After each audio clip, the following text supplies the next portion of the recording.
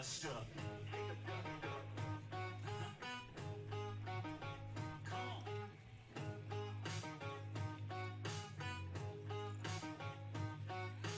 All week long it's a farming town. They're making that money grow. Tractors, plows with flashing lights, backing up a two-lane road. They take one last lap around. That sun up high goes down. And then it's on, come on girl, kick it on back. Z71 like a Cadillac. We go way out where there ain't nobody. We turn this cornfield into a party. Pedal to the floorboard in a bit of photo, burning up a back row song. Walking in with pile out, baby, watch your step now. Better have your boots on. Keep the dust up. Back it on up. Fill your cup up. Let's tear it up. You kick the dust up. Kick the dust up. Kick the dust up. Bar downtown, they got a line of people way out the door. $10 drinks, it's packed inside. I don't know what they're waiting for. Got me a jar full of clear, and I got that music for your ear. And it's like knock, knock, knock goes the diesel. If you really want to see the beautiful people, we go way out where there ain't nobody. We turn this cornfield into a party. Pedal to the floorboard in a bit of photo, burning up a back row song. Walking in with pile out, baby, watch your step now. Better have your boots on. Keep the dust up. Let's back it on up. Fill your cup up. Let's tear it up. And kick the dust up.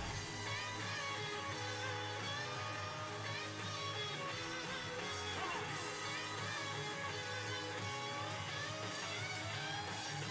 Just follow me down beneath the 32 bridge. Y'all'll be glad you did. Kick it. We go way out where there ain't nobody. We turn this cornfield into a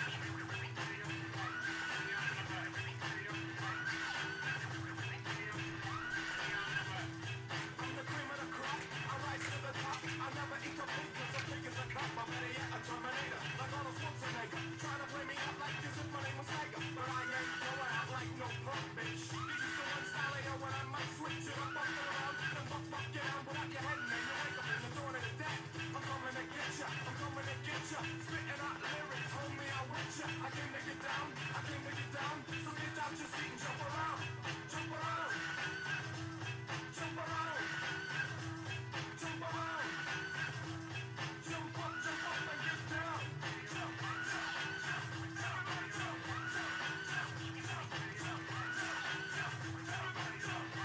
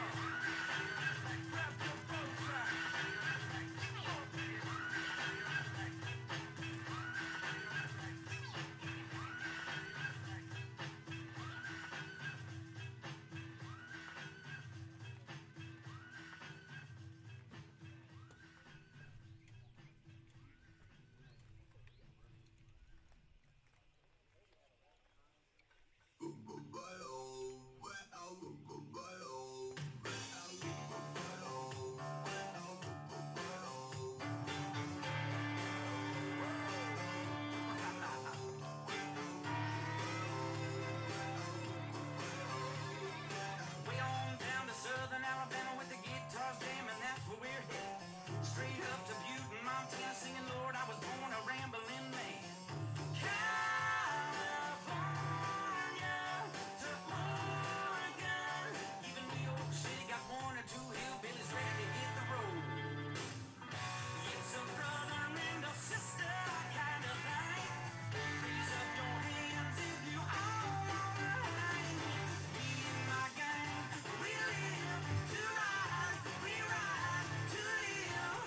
I mean my gang, jump on that train, grab hold of them reins. We gonna rock this thing, cock this thing.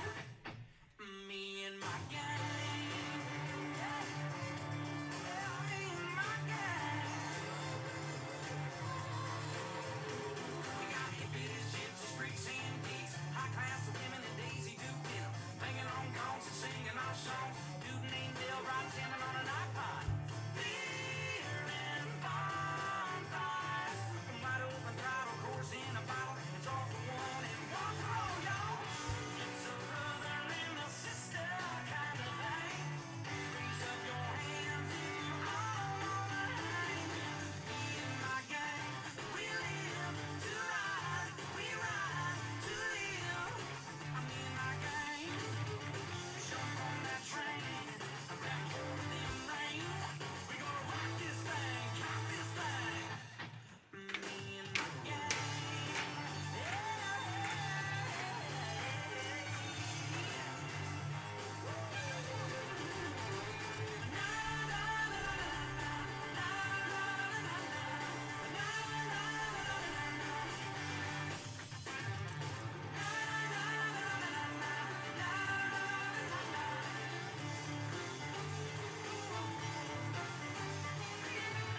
it's a brother and a sister kind of thing. Raise up your hands if you all wanna hang. With me and my gang, we live to ride, we ride to live. Me and my gang, jump on that train, grab hold of them reins. We gonna rock this thing, cock this thing.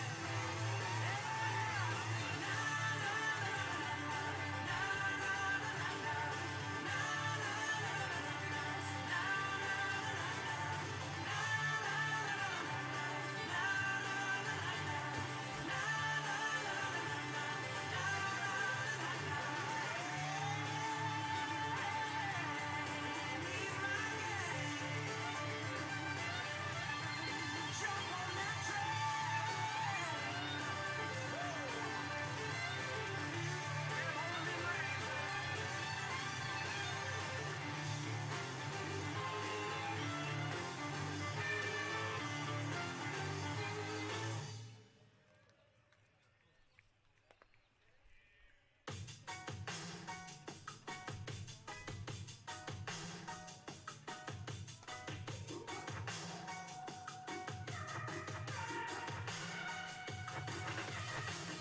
I just wanna stay in the sun where I find. I know it's hard sometimes. Pieces of peace in the sun's peace of mind. I know it's hard sometimes. Yeah, I think about the end just way too much. But it's fun to fantasize. All my enemies who wouldn't wish who I was. But it's fun to fantasize. Oh, oh, oh, oh, oh, oh, I'm born, so I'm taking my time on my ride. Oh, oh, oh, I'm born, so I'm taking my time on my ride. Taking my time on my ride.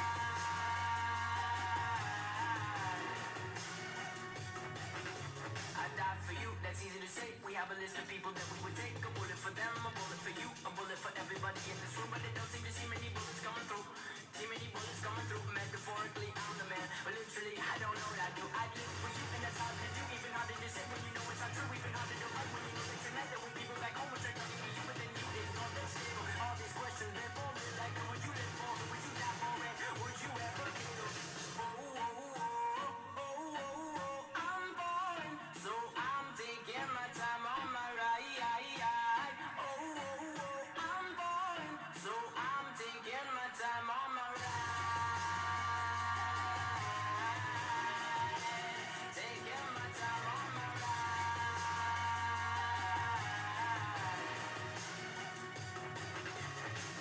I've been thinking too much. I've been thinking too much. I've been thinking too much.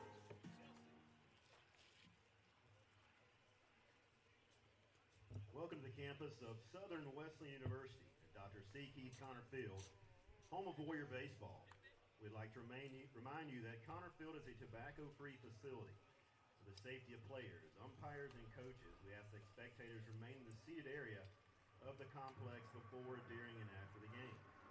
We also ask that spectators be mindful of baseballs that may exit the field of competition during today's game. We appreciate your cooperation with these requests and thank you for attending today's Conference Carolina baseball game.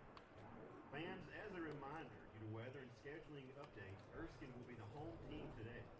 Both teams will resume and finish the series tomorrow at US. First pitch of the scheduled doubleheader is 10 a.m.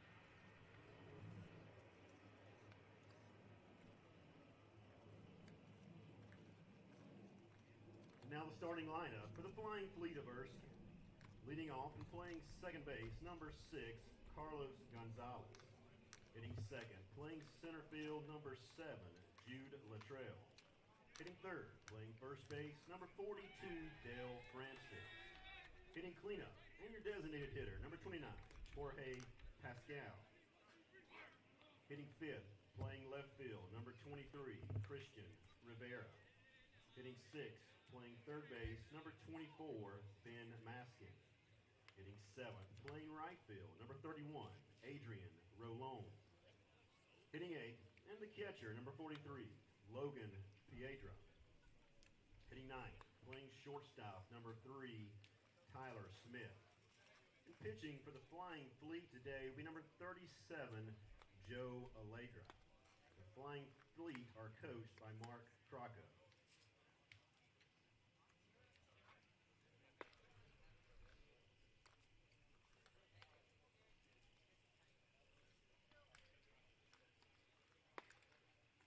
And now for your Southern Wesleyan University Warriors, leading off. Playing left field, number 20, Jason Cullen. Hitting second, playing right field, number 7, Marty Grisso. Hitting third, playing first, number 24, Cam Mitchell. Hitting cleanup, and the designated hitter today, number 16, Jarrett Whitley. Hitting fifth, playing second base, number 99, Zach Kim. Hitting sixth, playing shortstop, number 5, Clay Porter. Hitting seventh, playing third base, number 29, Josh Long. Hitting eighth, behind the dish, number 28, Griffin Pickard.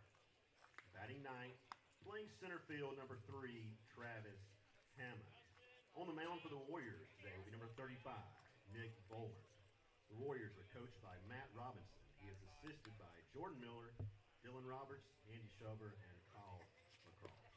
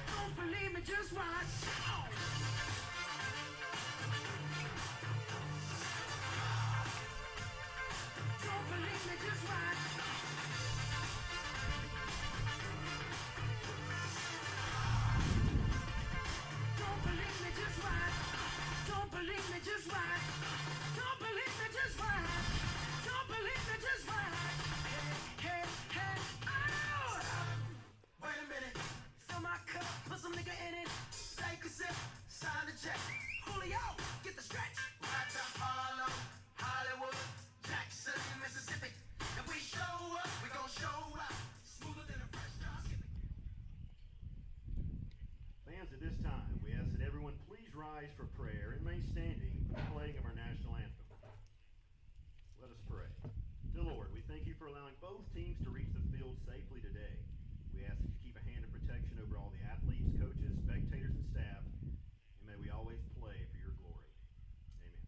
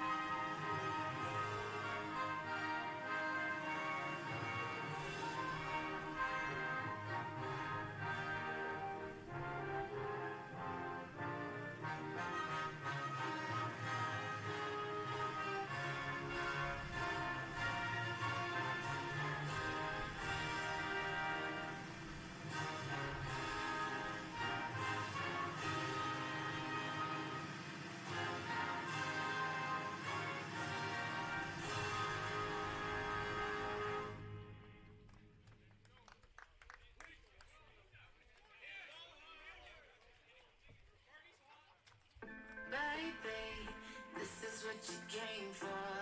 Lightning strikes every time she moves, and everybody's watching her, but she's looking at you.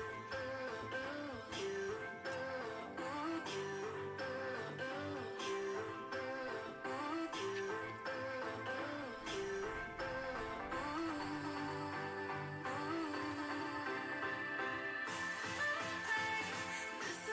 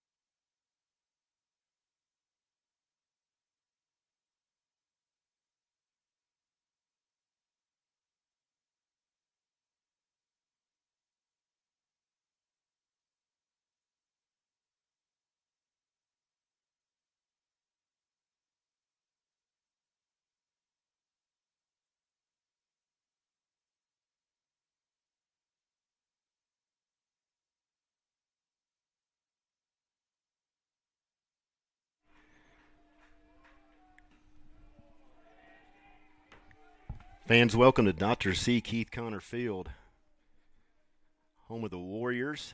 And what you're seeing on the broadcast is accurate. It is the top of the first inning, and the Warriors are batting. Weather has forced us to make some scheduling changes. We'll get you all caught up on that here momentarily, get the lineups to you as quickly as possible. But Jason Culley, your left fielder, is leading off here in the top half of the first. Had a lot of rain in the area yesterday. We have more rain on the way. So we are playing the opening game of this series here at Connor Field. And the Warriors are the visiting team. So Erskine will be hitting in the bottom half of the first inning. The series will conclude tomorrow with a scheduled doubleheader. And if you want breakfast at the park, first pitch 10 a.m. Make your way down to Due West, South Carolina, about an hour from campus here in Southern Wesleyan.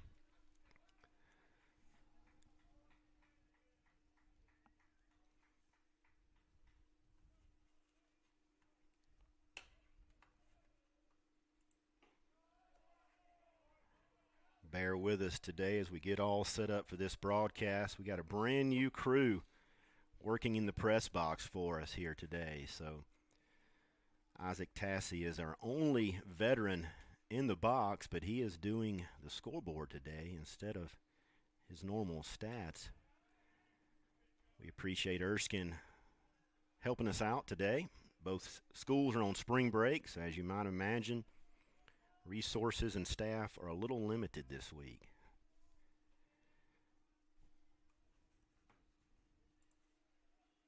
Payoff pitch from Allegra is just down, so Culley draws a leadoff walk here in the top half of the first inning.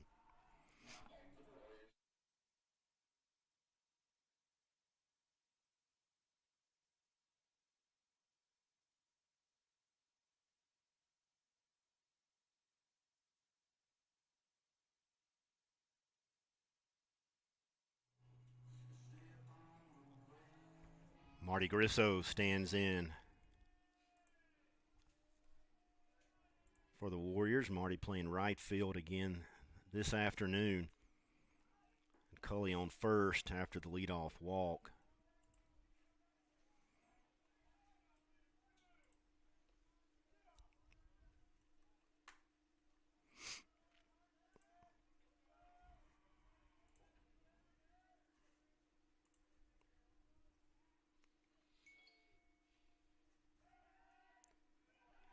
Pick over to first base. Gets away.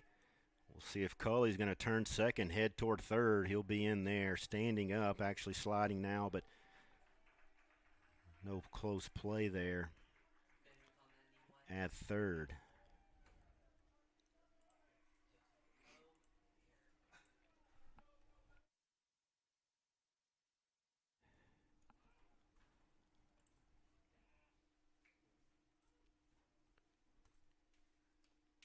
Joe Allegre on the mound for the Flying Fleet, making his sixth start on the season, 1-2, the 4.03 earned run average.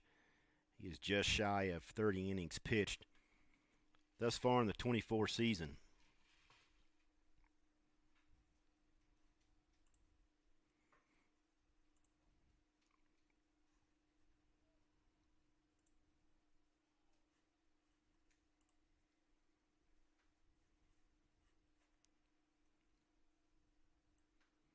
Once we resume play, Marty Grisso will be standing in. Marty hitting .283 on the season, 60 at-bats, no home runs, 8 RBIs, and 6 stolen bases thus far.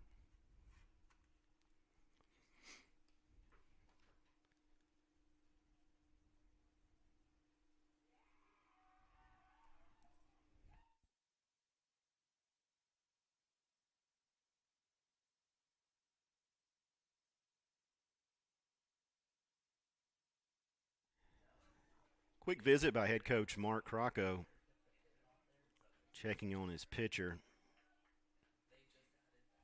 Not sure if that was a charged visit or if he's out there checking. The umpire did go out. That's going to be somewhat of a fly ball into the infield. First out now for Erskine. Cam Mitchum steps in. Cam brings a .277 batting average, 3 home runs, 17 RBIs on the season.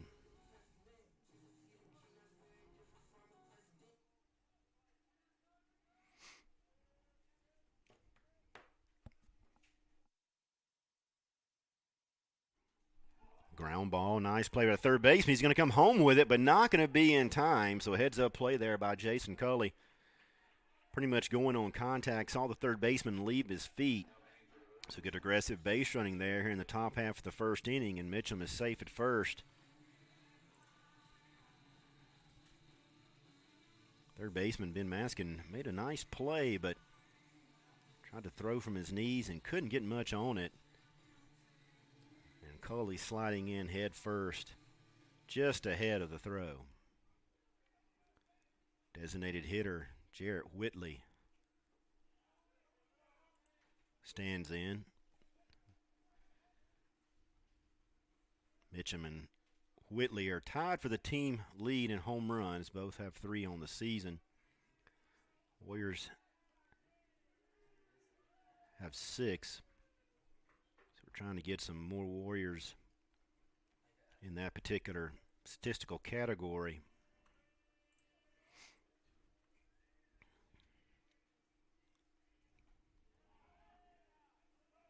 Fleet have a 4.76 team earned run average, so Alegre just a shade better in that aspect.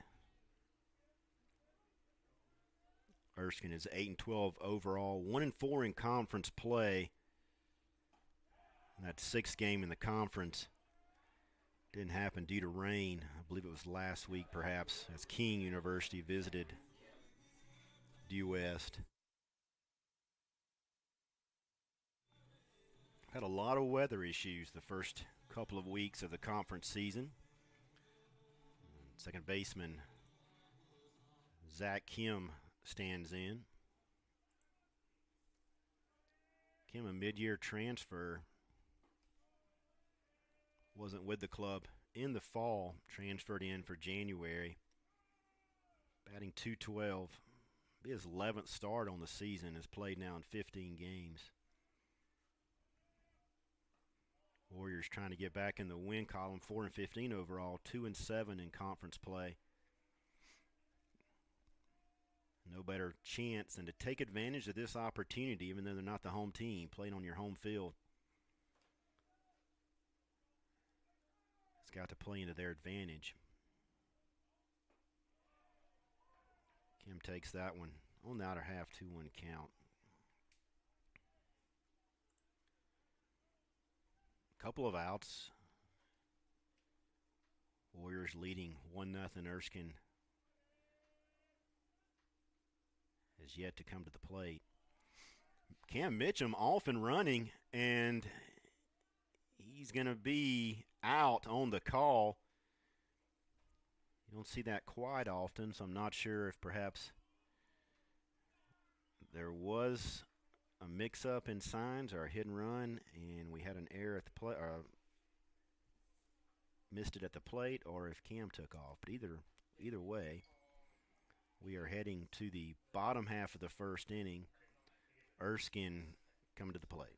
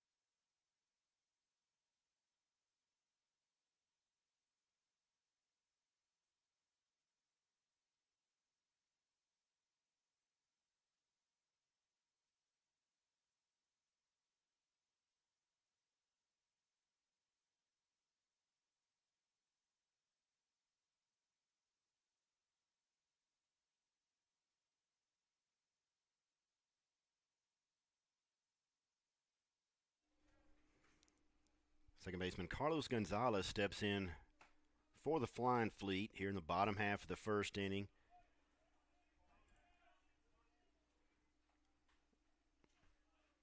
Nick Vollmer on the mound for the Warriors, making his sixth start as well. Comes in with 6.15 ERA. Looking for his first win of the season. Has pitched much better the last couple of outings for Southern Wesleyan. Has 17 walks, 22 strikeouts on the season, and is just over 26 innings pitched here in the 24 campaign.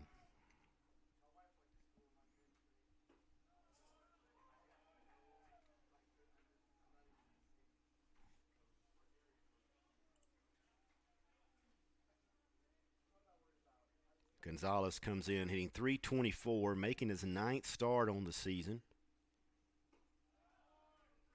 Takes a called second strike here, count even at 2-2. 38th at bat, no home runs, 8 RBIs, and a couple of stolen bases to his credit. Ground ball just over the mound. Porter coming in and making a nice play. Mitchum stays on the bag at first base, so as the only opportunity the Warriors had to retire the leadoff hitter. Good play by Porter.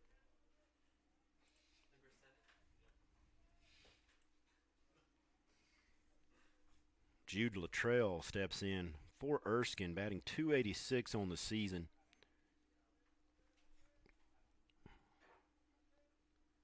No home runs, a couple of RBIs. Erskine comes in, 22 home runs on the year. Team batting average just under 300. They're at 297.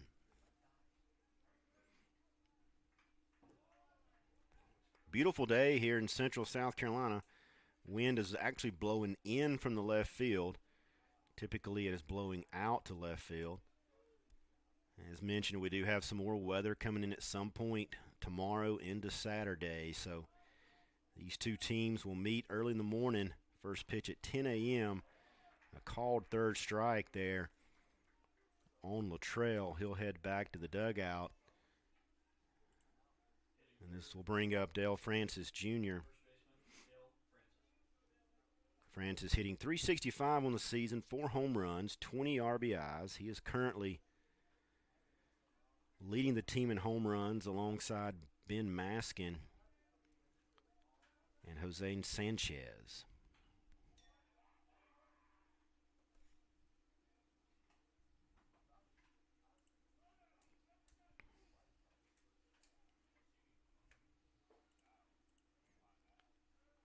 Sanchez is the leading hitter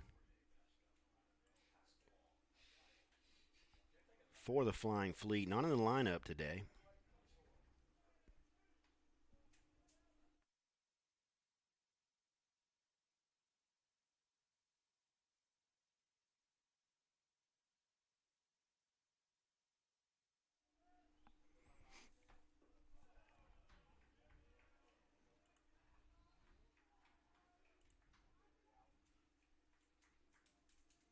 Francis had a great season last year for the Flying Fleet. Very productive in the box. So Volmart has his work cut out for him. Gets him inside there, and a fly ball to center field. Travis Hammond takes that one with ease, and we've played one here at the Con. Warriors lead 1-0.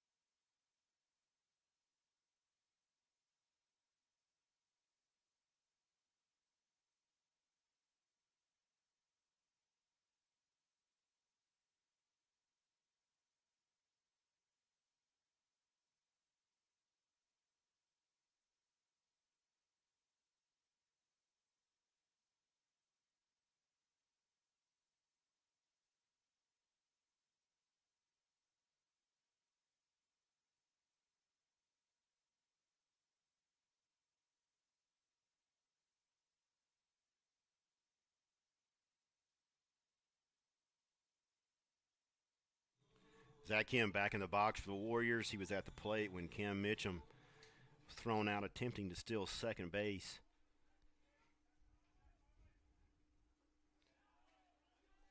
Swing and a miss there, so Allegre getting ahead in the count here.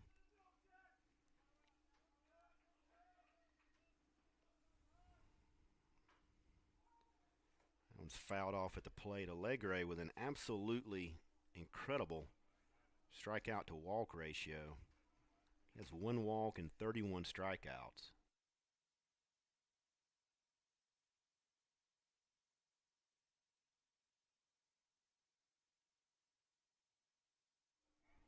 That is a statistic you don't see very much in terms of just shy of actually now 30 innings pitched after the first inning. Averaging 1 strikeout per inning, that's not seen often, but that's not uncommon. But the 1 walk to 31 strikeouts prior to this game is pretty incredible. Pop up just short center field. And that one is handled by shortstop Smith.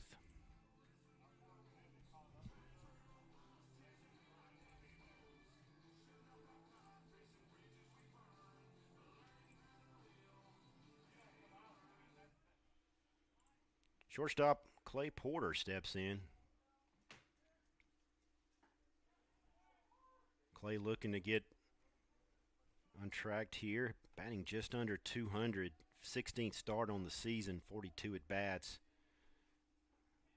4 stolen bases for Southern Wesleyan. He's third on the team, tied with Chris Hund in that category.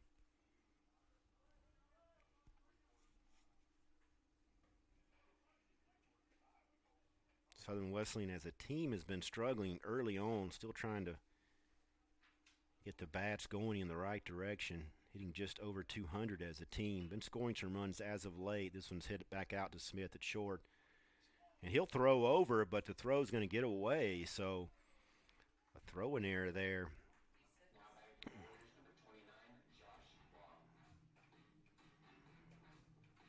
Our shortstop Tyler Smith for the Fleet. It's going to be his 5th error on the season.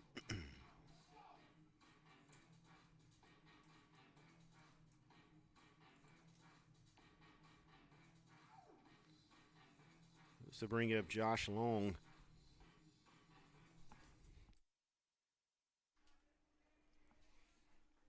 Josh hitting 176 on the year. Quick pick over to first base.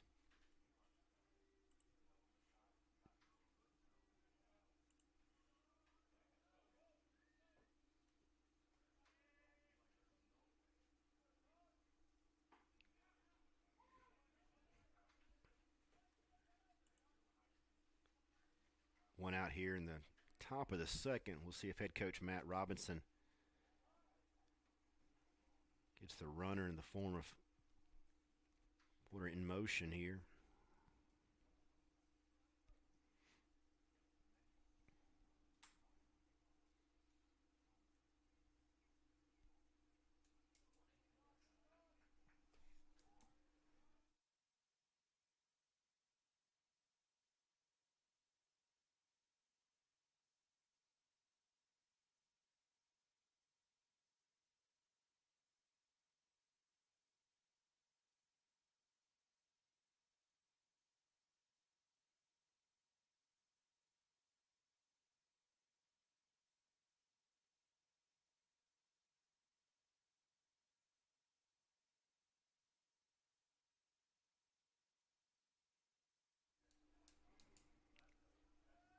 Try to get some clarification for you there. The umpire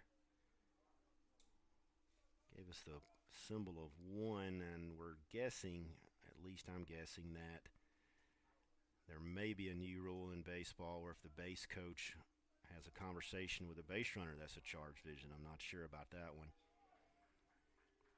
I do know you get a couple of offensive visits. Typically that involves the head coach and not just the first base coach, but we'll try to get clarification on that. Irregardless, we got a runner at second base with Porter 1-2 count with Josh Long. So a base hit here. Erskine playing about normal depth. Should get a runner in from second. This is going to be a pop-up. Just off behind first base and obviously not deep enough to advance Porter at second.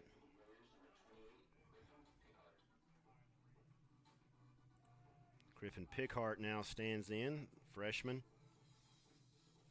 Got some starts as of late here. 16 at 16 at bats.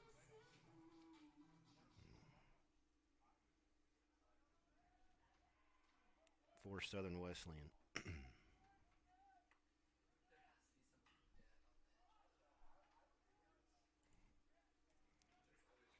Pickhart fouls that one off.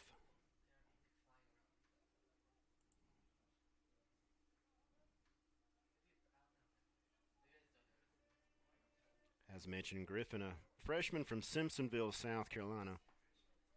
Went to Malden High School. Also about 45 minutes away from campus.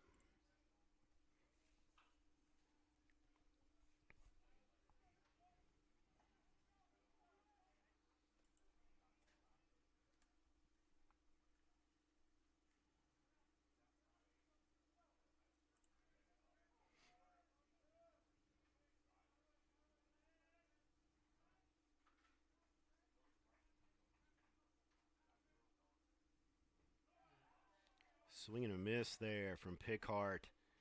And that's going to end the top half of the second inning. We'll take a quick break. When we come back, Warriors still leading 1-0.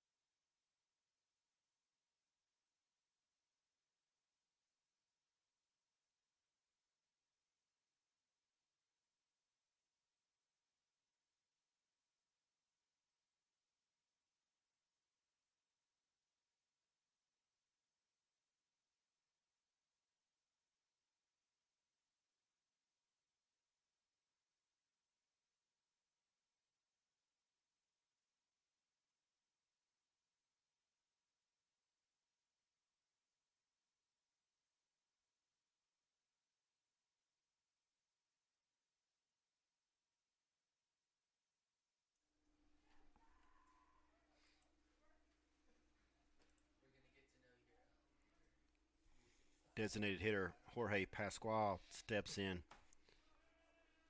for Erskine. Gets that one back up the box.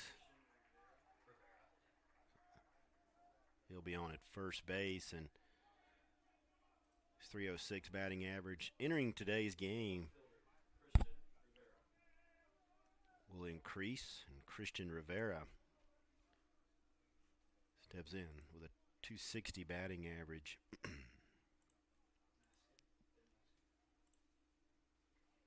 One home run, 15 RBIs on the season.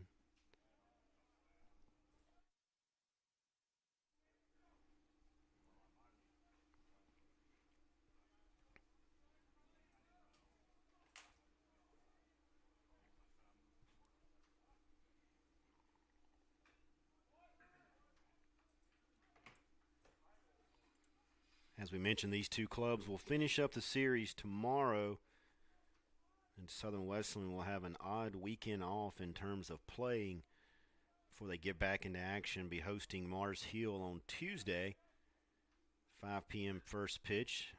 This one sent out to right field. Grisso on his horse back to the track, and it's going to one-hop the fence there. So we'll have runners at second and third. It's a big swing there off the bat of Rivera.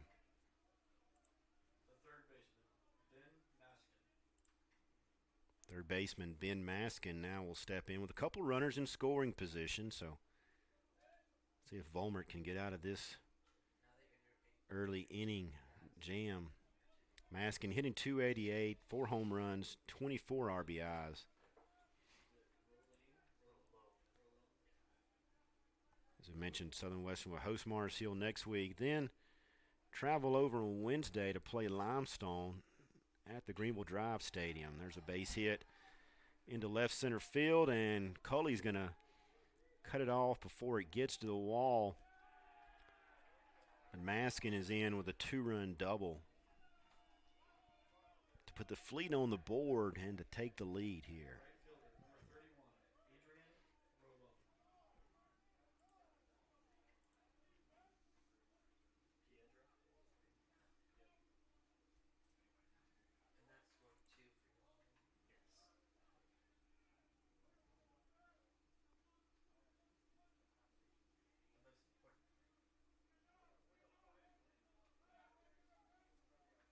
So Maskin's 2-run double brings up Adrian Rolon. Adrian hitting .313, couple home runs, 6 RBIs. For the Flying Fleet, has just over 30 at-bats and 10 hits on the season.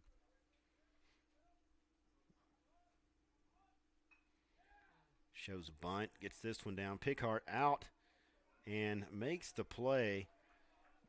The sacrifice bunt in action for the Flying Fleet.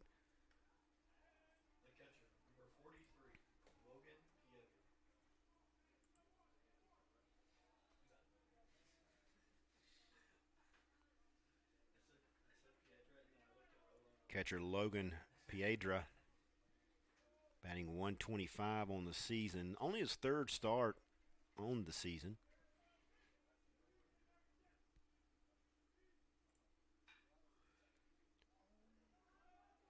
Mitchum in front, keeps the runner at third base, so a couple outs now. We'll see if Volmert can work out of this one. Shortstop Tyler Smith steps in.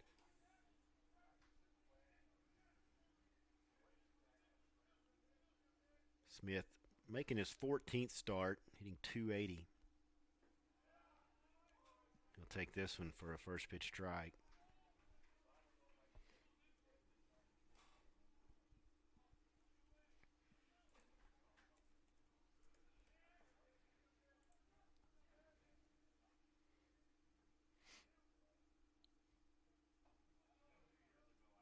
That one just misses up.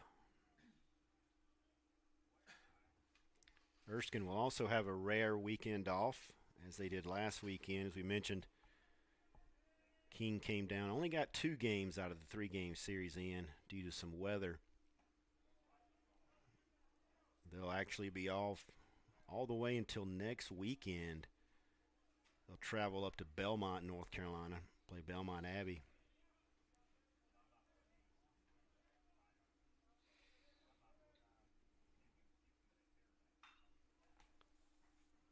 Fly ball out. Culley underneath to end the inning here, but not before the Fleet pick up a couple of runs. We'll head to the top of the third. They lead 2-1.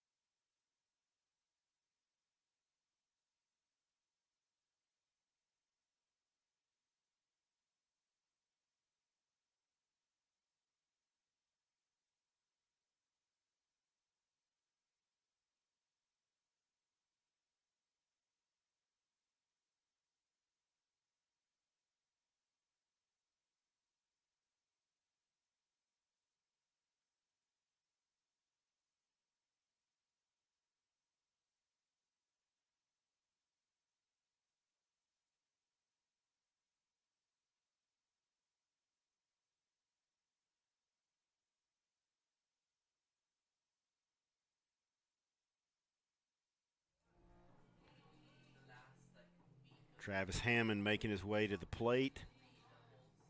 Batting 182, 15th start on the season, 44 at bats, no home runs, 6 RBIs, and he has 7 stolen bases. So obviously head coach Matt Robinson would like to see Hammond lead off here in the top half of the third, get something going for the Warriors. Outfield straight up pretty much for Erskine, as is the infield.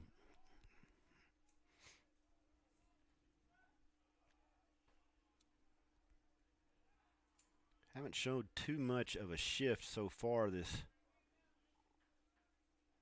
game as we did competing against North Greenville this past weekend, where they were shifting quite often, especially in a 2-strike count.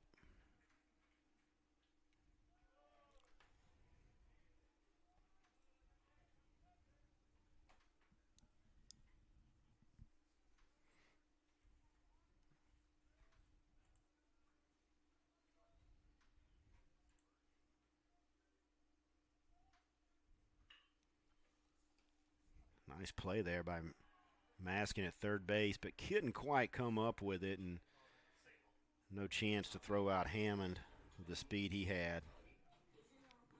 Maskin once again left his feet, so Hammond on with a base hit. This will bring up leadoff hitter Jason Culley.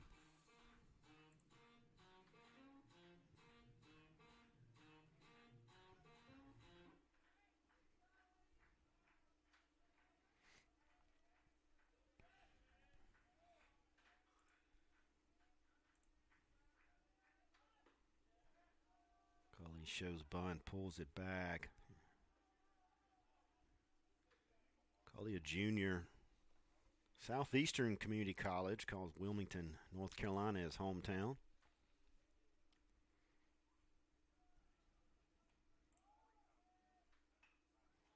Gets the bunt down. It's going to be a tough play.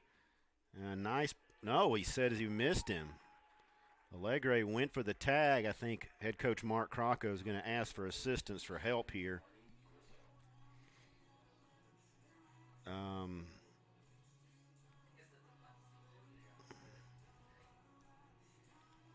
He's going to ask for help. A lot of times the home plate umpire will have a better advantage in terms of seeing the tag up and down the line. So they'll converse for a minute or two and give us the call here. If it stays as is, which it will, so the Warriors will have runners at first and second after the bunt single. Francis was holding his ground at first base, and Allegre had to come over, not only field the bunt, but make the play, and allegedly missed the tag.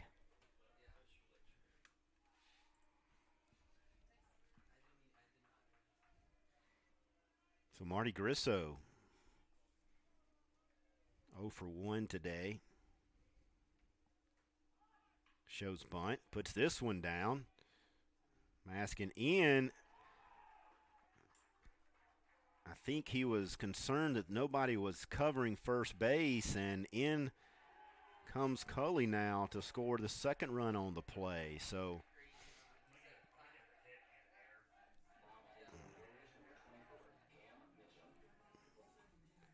another throwing error there allows the Warriors to pick up a couple of runs, and Grisso's going to be standing at second base. Grisso's a good bunter. He's bunted for hits and had some good sac bunts throughout his short career here as a Warrior.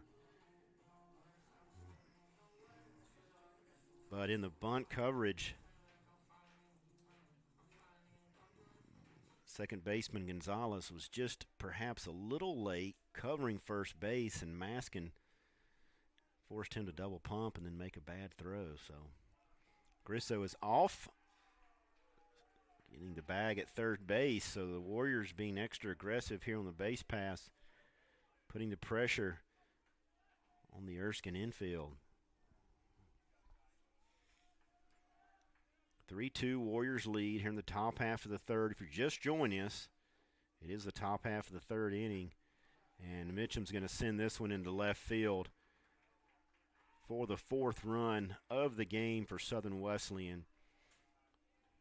Weather and field conditions has forced the first game of this series to be held here today. It was supposed to have been in Due West, and that's why, even though we're playing at Dr. C. Keith Connor Field, the Flying Fleet are the home team today.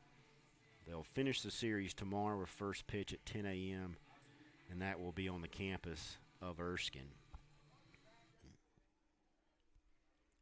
So Jarrett Whitley stands in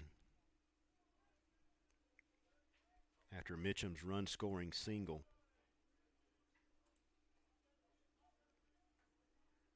So Cam picks up his 18th RBI on the season, leading the team in that category. He is the only Warrior so far in double digits with RBIs and a swing and a miss by Whitley.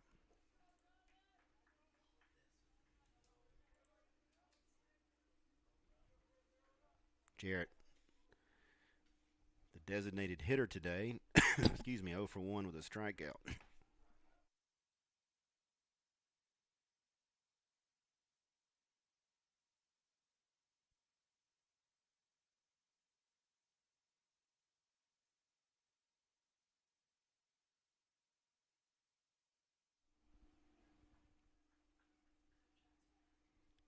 Whitley quickly down 1-2 in the count. Allegre with a long look in. This one's fouled off beyond third base.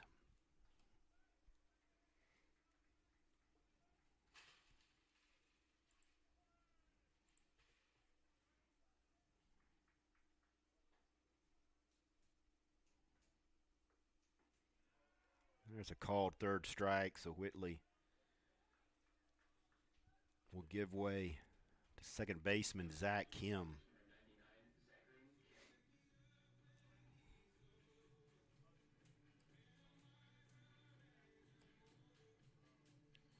Kim 0 for 1 thus far in the game. Mitchum at first base. Mitchum earlier in the game was caught attempting to steal second base.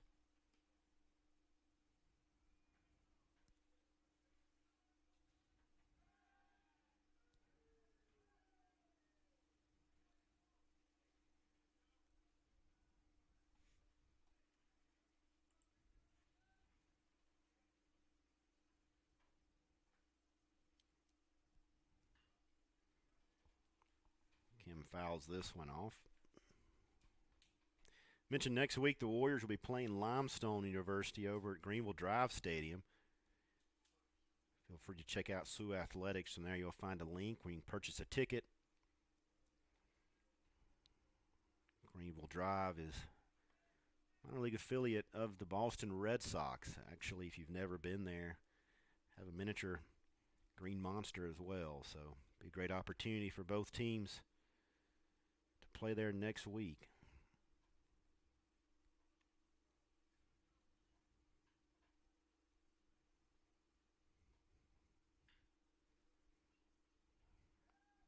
Smith over makes about the only play he can, cutting down Mitchum at second base to get the force out.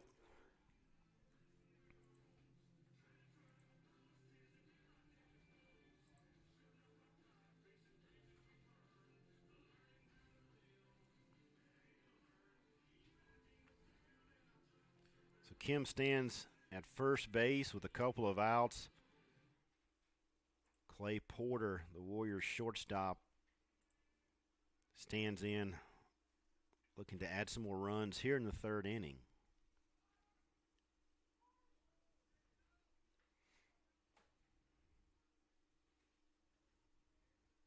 Porter's 0 for 1, reached on the air, and has stolen base his first at bat.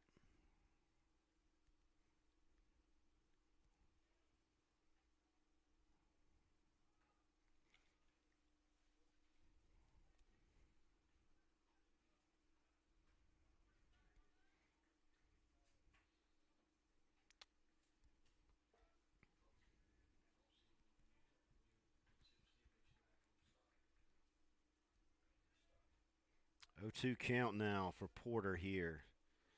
Legre with a long look in. And that one's inside. Delayed still there a little bit by Kim.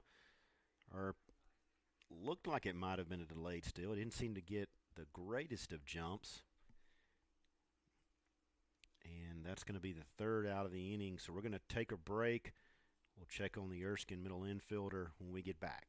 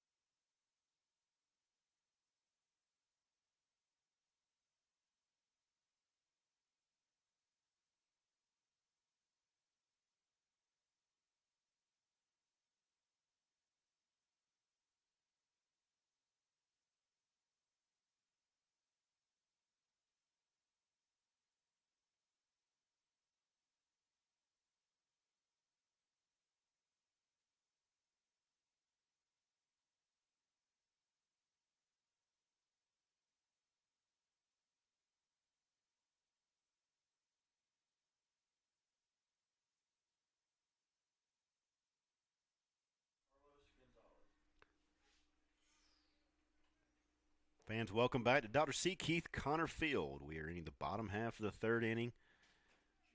Warriors leading 4-2. Warriors have 4 hits, or rather 4 runs off 4 hits, no errors, and the Fleet have 2 runs off 3 hits and 3 errors, and Gonzalez promptly grounds out there, and this will bring up Luttrell, center fielder. 0 for 1 with a strikeout.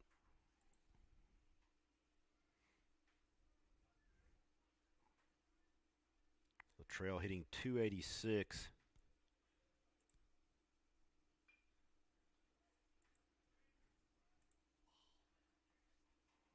Volmert entering his third inning of on the mound.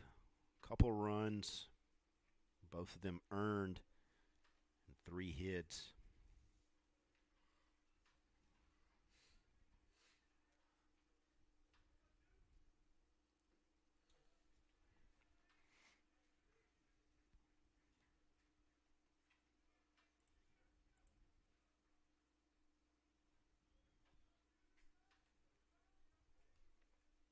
Francis waits to hit next for Erskine.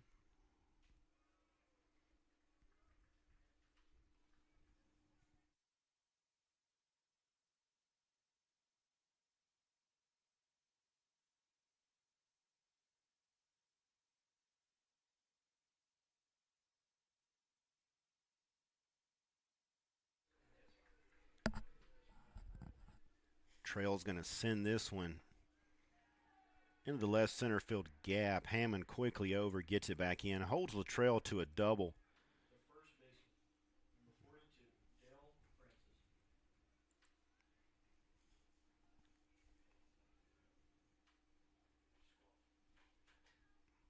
We mentioned prior to today's game, Francis hitting .365, 4 home runs, 20 RBIs, 1 RBI short of the, actually a few. Ben Maskin has 24 RBIs and leads the team. Francis, last year's Conference Carolinas Player of the Year and third team All-Region.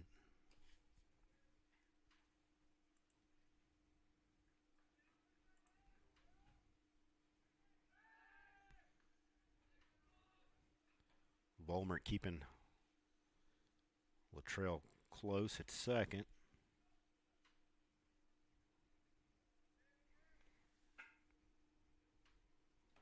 Francis from Fort Pierce, Florida, transfer in from Alabama State, takes this one off the plate.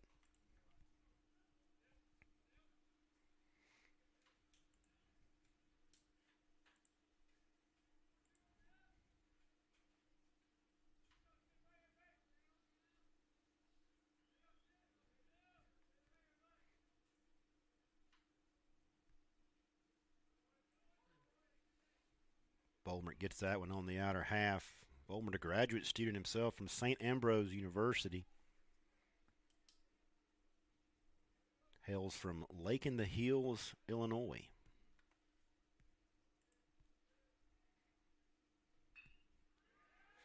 Francis sends this one into right field. Grisso up, and they're going to hold the runner at third. But it's going to kick off of Mitchum in front of the Erskine dugout. So a bad break for the Warriors there. Third base coach had held the runner.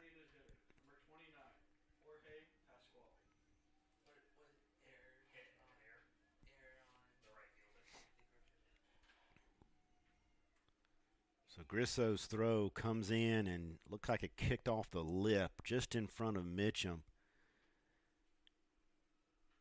into the dugout.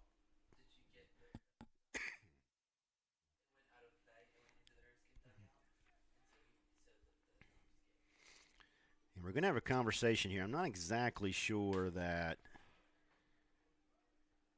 Francis, at where he was, coming from the field of play, should necessarily be at third base. And that was the question that head coach Matt Robinson had as well.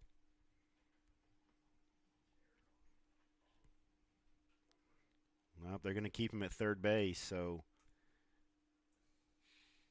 three-man crew this year in Conference Carolinas action, so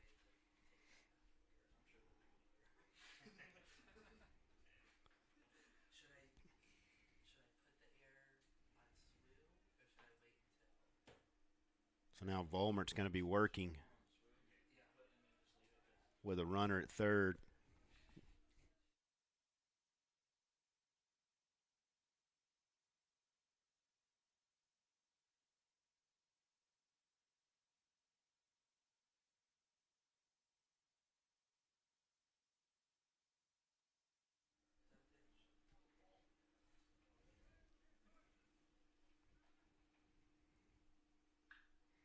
There's a line drive right at Josh Long, who makes the play.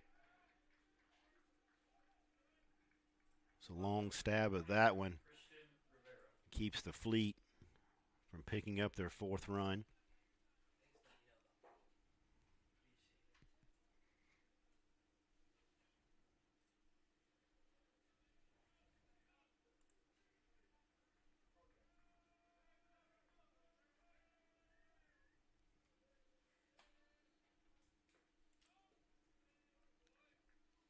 Christian Rivera's 1-for-1 with a double. Run scored earlier today. Brought a .260 batting average, 1 home run, 15 RBIs. Into the season.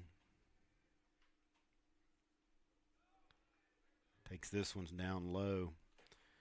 From Winter Haven, Florida.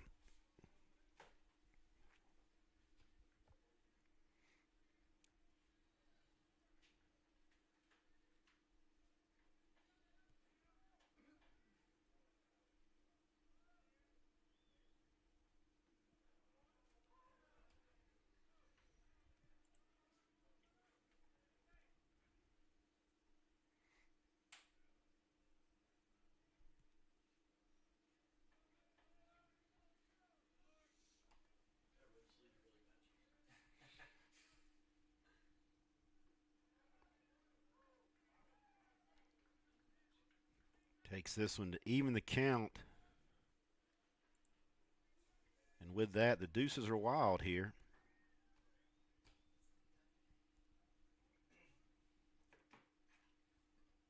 2 balls, 2 strikes, 2 outs here on Rivera. Maskin waits to hit next. Should he reach? That one gets away from Pickard, but not far enough for Francis to advance. Good play there by Griffin to recover quickly.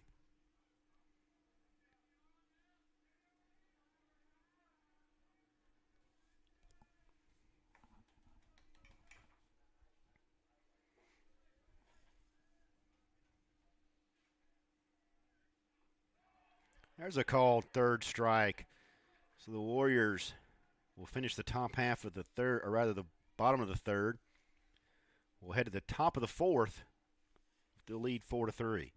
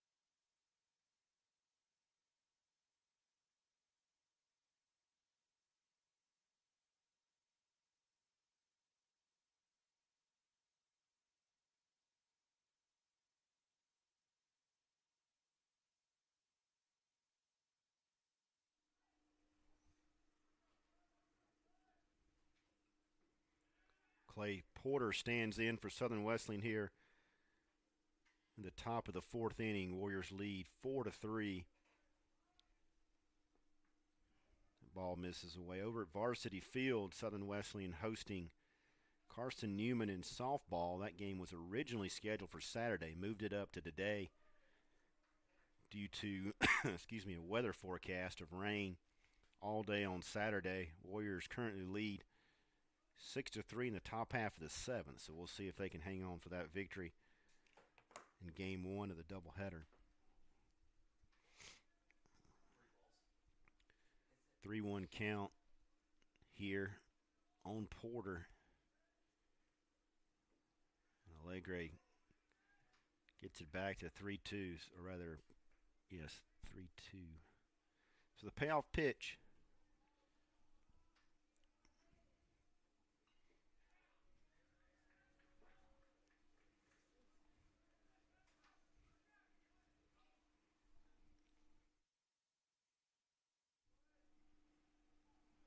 Softball team going to have a lot of softball coming up next week. They've had a little bit of a break as Porter sends this one into left field just due to scheduling and some weather. Excuse me. But they'll get back in action, I believe, Monday, Tuesday, perhaps Friday, Saturday of next week. So a lot of softball for the Warriors coming up.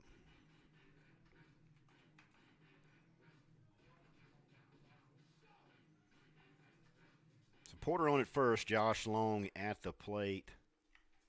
We've seen this scenario before earlier today.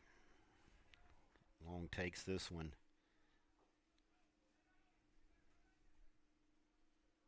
Down and out of the zone. One walk, 3 strikeouts for Allegre thus far. And oddly enough, that walk was to lead the game off.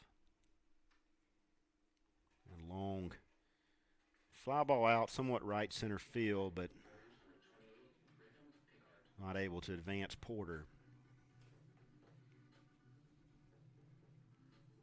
Griffin Pickard 0 for 1 with a strikeout.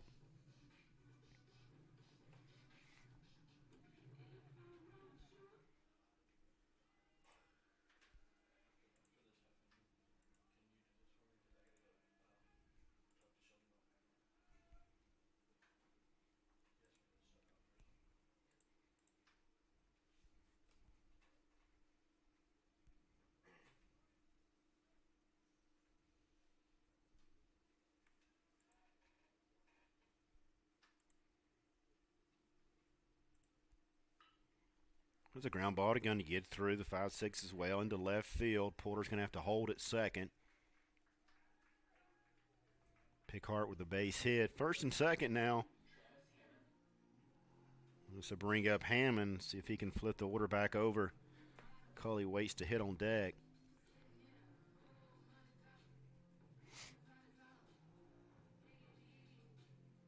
Six hits now for the Warriors. Produced 4 runs for them thus far.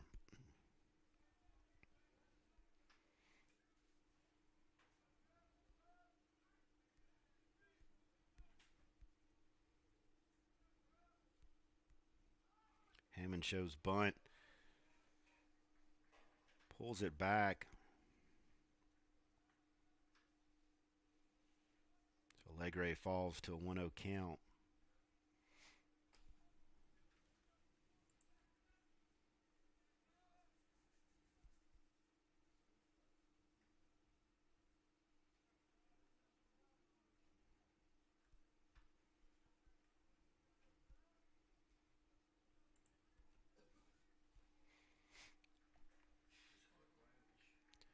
And we're going to have a pitch count violation here, so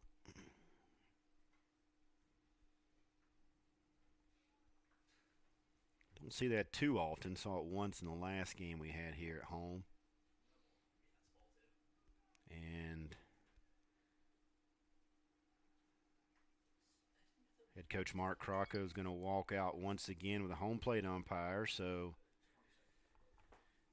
this looks like it may not be a charged visit. He may just be checking on him. We'll see.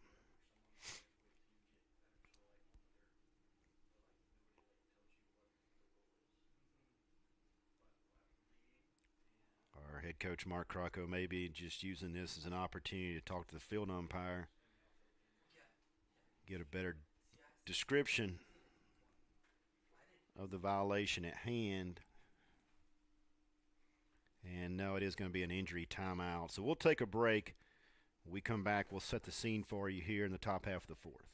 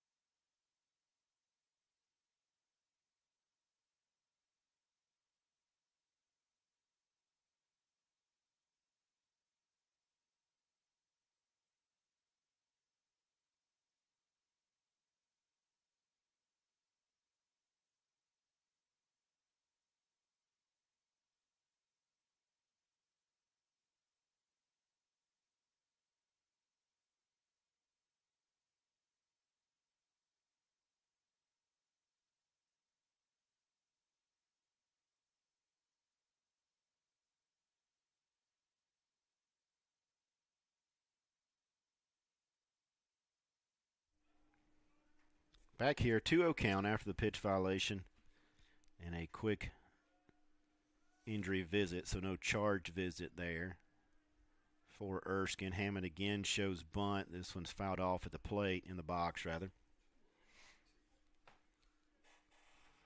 It's a 2-1 count now with an out here. And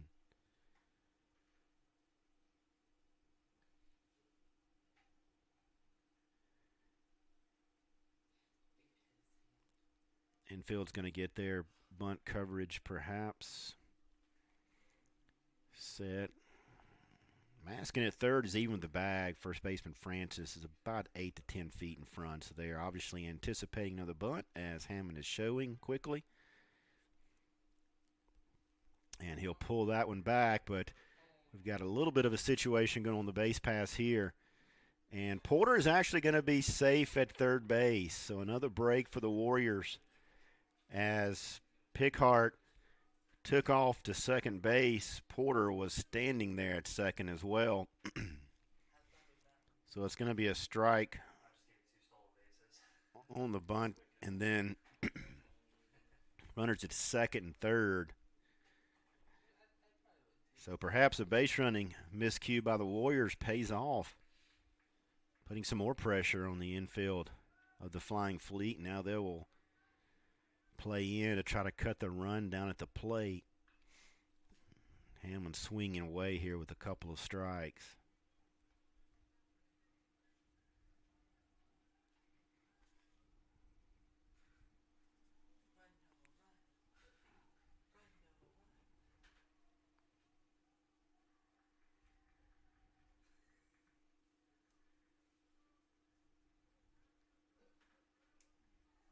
Hammond reached earlier. Scored one of the 4 runs for Southern Wesleyan back in the third inning.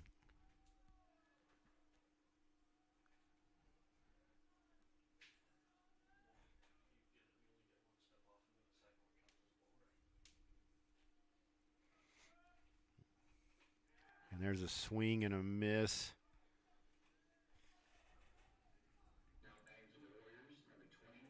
And Piedra held on to it. So it's going to come down to Jason Cully here with a couple of outs.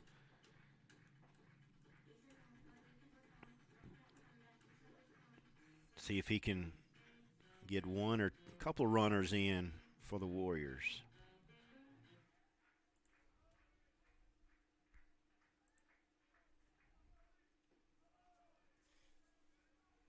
Cully 1 for 1, walked and scored a couple of times already, so he's responsible for half of the offensive output in terms of runs today.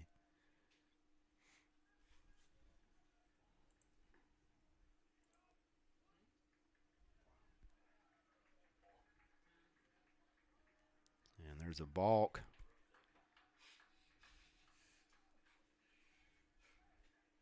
Called on Allegre there.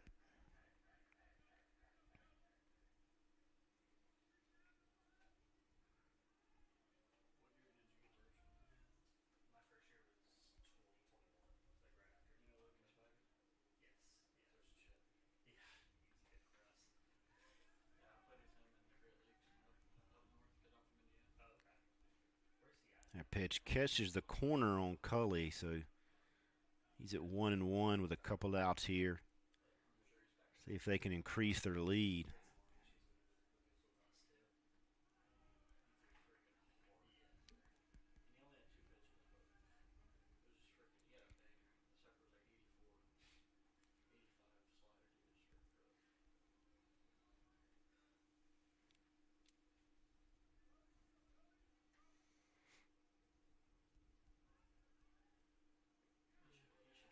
Swing and a miss. That pitch gets away to the backstop, so allow Pickhart to score. So another run comes in at the expense of the Erskine infield.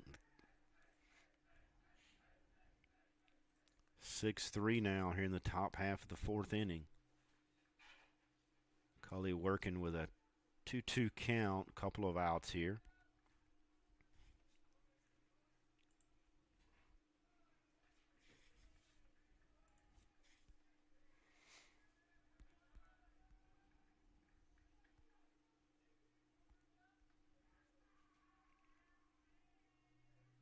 Payoff pitch coming from Allegre.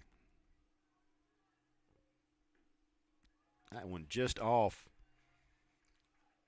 So Cully will head down to first base with his second walk on the day. So Allegre has 3 walks on the season, 2 of them to Jason Cully.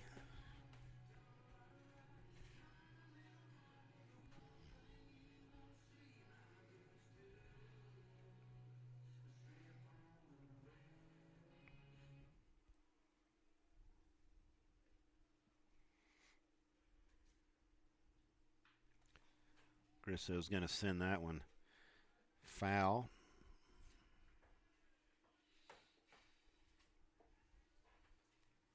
Marty 1 for 2 with a run scored and a stolen base.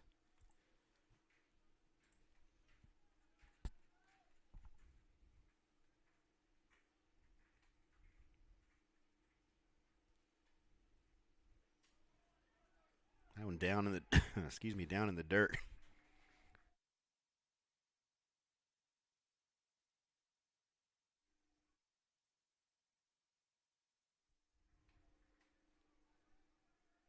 Cully advances to second. So runner in scoring position. See if Grisso can play him. Sends that one left field, foul again.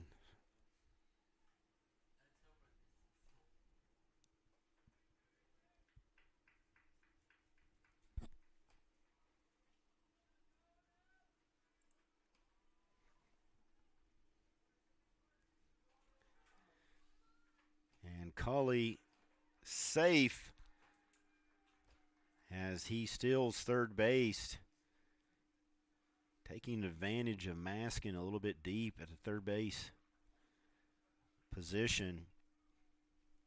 Got a good running jump before Alegre was alerted.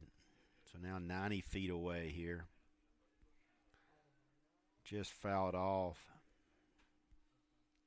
So Grisso stays alive.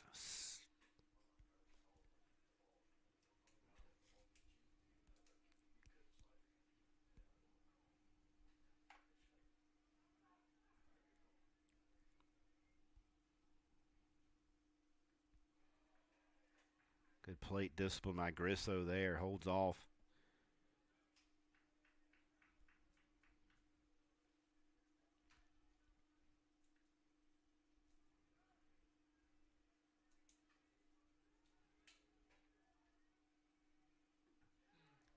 Swing and a miss. Well, in the top half of the fourth, for Southern Wesleyan, they lead 6-3. When we come back, we'll be in the bottom half of the fourth inning.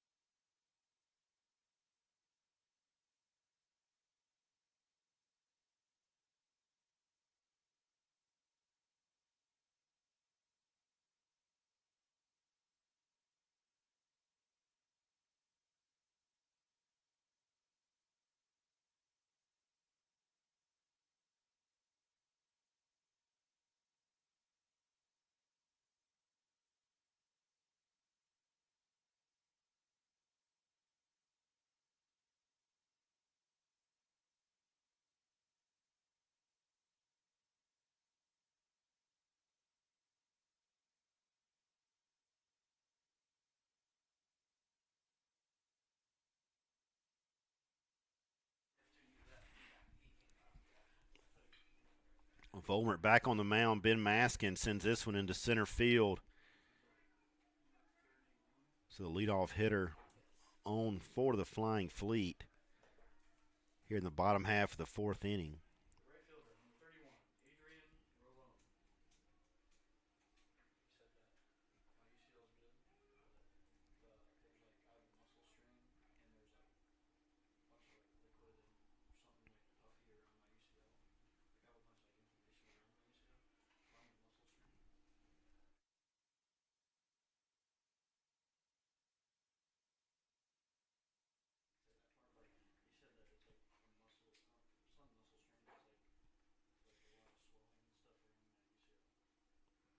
Maskins hit runs him to 2 for 2 today with a couple RBIs and a double. Roll on. Sends this one into left field. Cully is back just shy of the fence, makes the catch. So a nice running catch there in front of the wall by Jason Cully.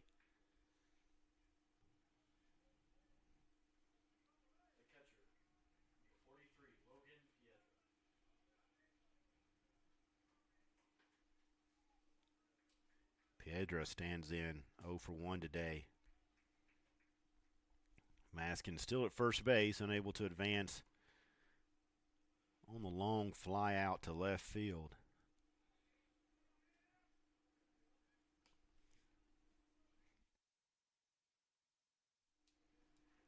Pickard keeps that in front of him.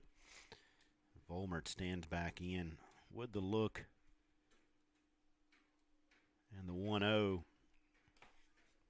just off the plate.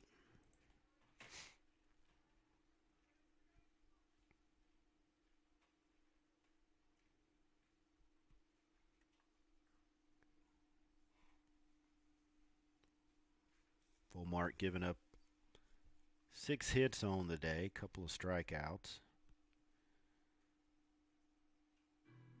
Quick players meeting. Kim Mitchum came over, Pickard out.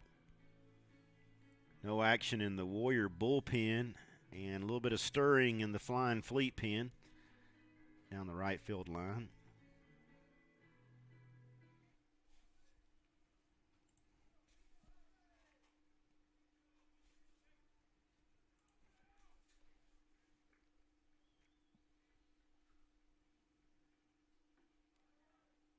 That pitch catches the corner. So Piedra stands in at 2-1 now.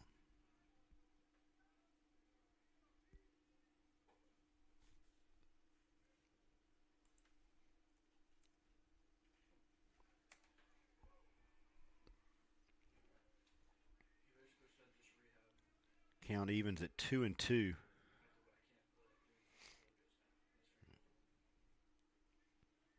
This is the only conference Carolina's baseball action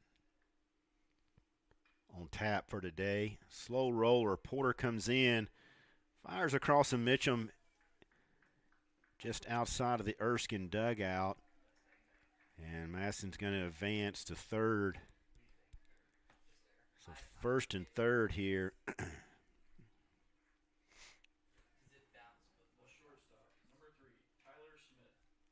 Shortstop Tyler Smith stands in 0 for 1. With runners at the corners.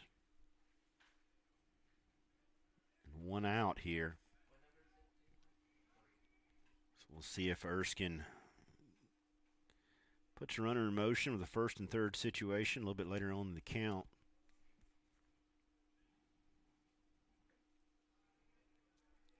Tyler Smith watches this one out and away, number 9 hitter. Gonzalez waits to hit on deck. He is 0 for 2 today.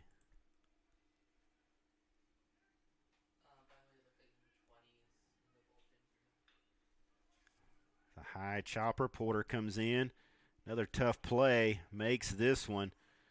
It's a nice play by Clay Porter. Erskine plates a run on the 6-3. Piedra moves down to second base.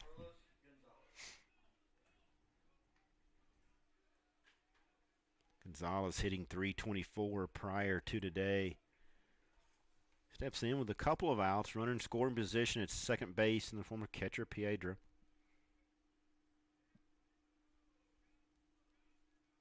Outfield straight up for Southern Wesleyan. And Volmert gets ahead in the count. So Clay Porter with a couple of tough plays there.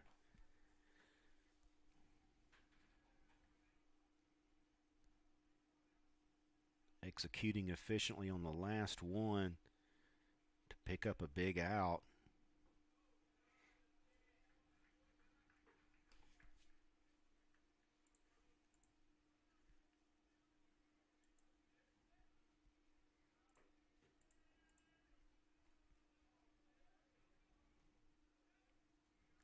Should Gonzalez reach, Latrell waits to hit next. He's 1 for 2 with a double.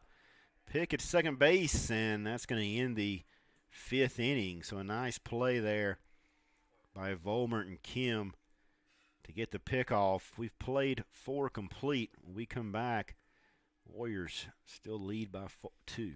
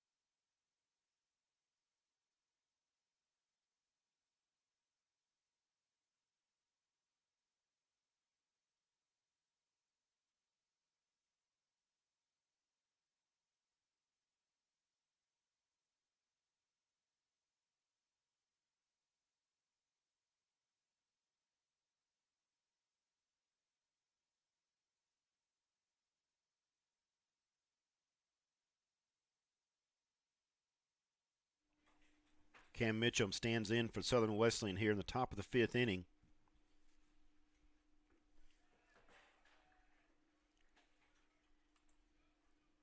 Swing and a miss there. New pitcher on the mound for the Fleet is Ira Clifton, making his 9th appearance. As Cam pops this one up. Center fielder in and makes the play. Clifton 1-0, 9th appearance. 0.73 ERA. Just shy of 13 innings pitched, 1 walk, 15 strikeouts. Opponent's hitting just 103 against Clifton. Jarrett Whitley stands in. Clifton, a senior out of Atlanta, Georgia, prepped at Grace Christian Academy.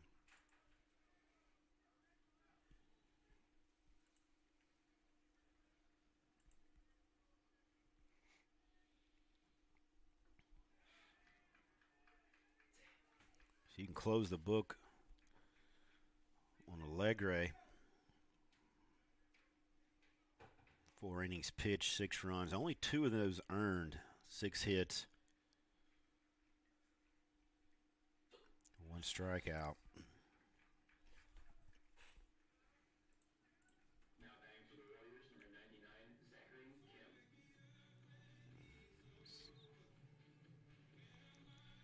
goes down for the third time today, so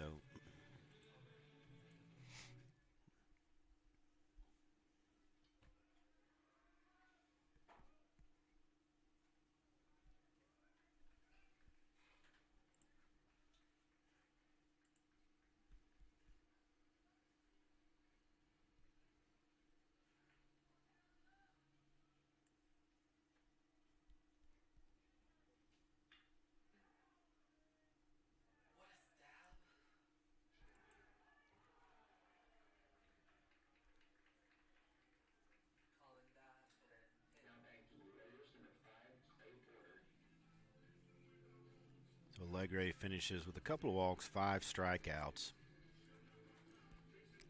to finish his line.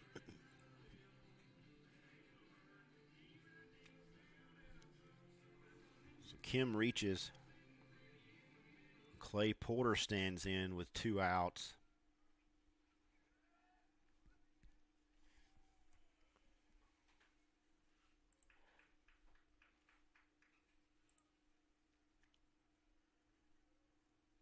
Kim has 1 stolen base on the season.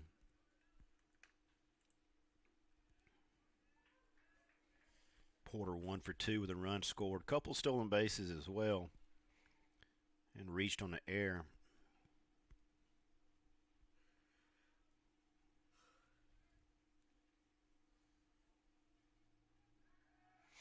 Another quick pick over to first from Clifton.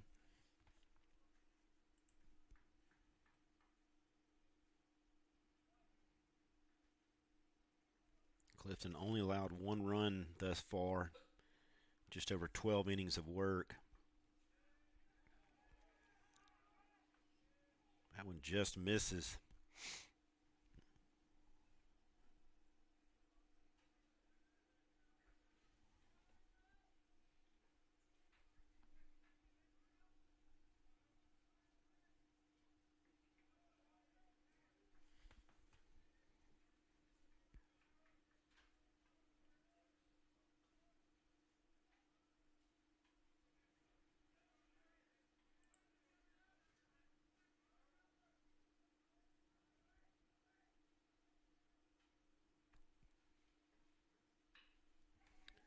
There's a line drive into left field.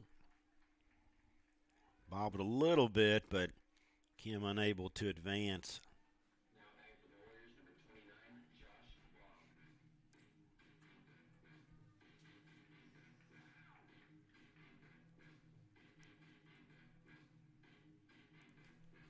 So Josh Long steps in.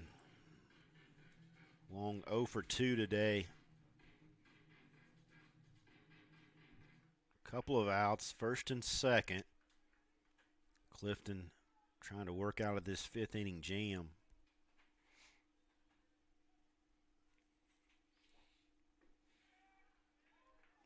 That one in there for a strike.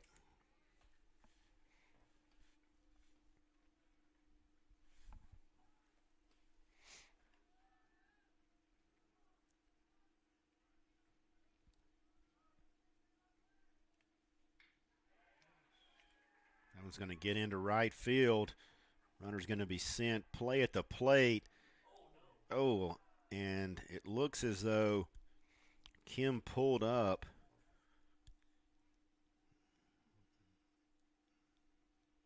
Just shy of the plate, but the errant throw gets away to the backstop. So we will take a break. When we come back, we'll set the scene and get things caught up for you.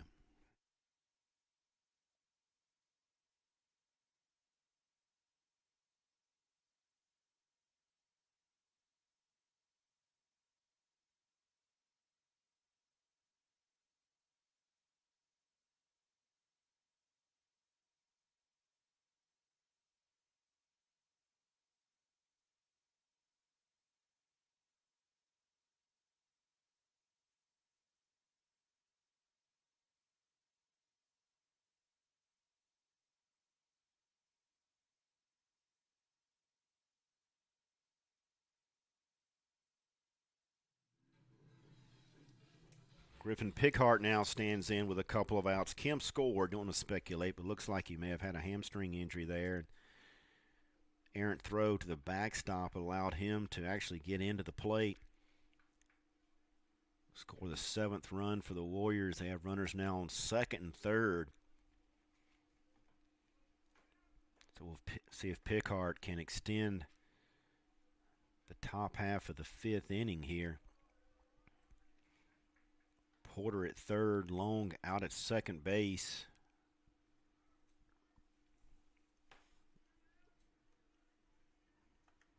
After he delivered a 2-out hit.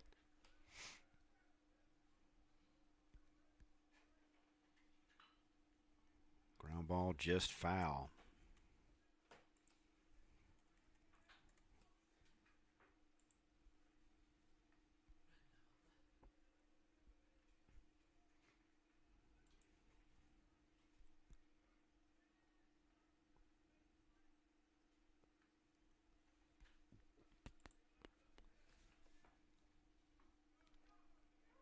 That one in there for a called strike. Nice pitch to even the count.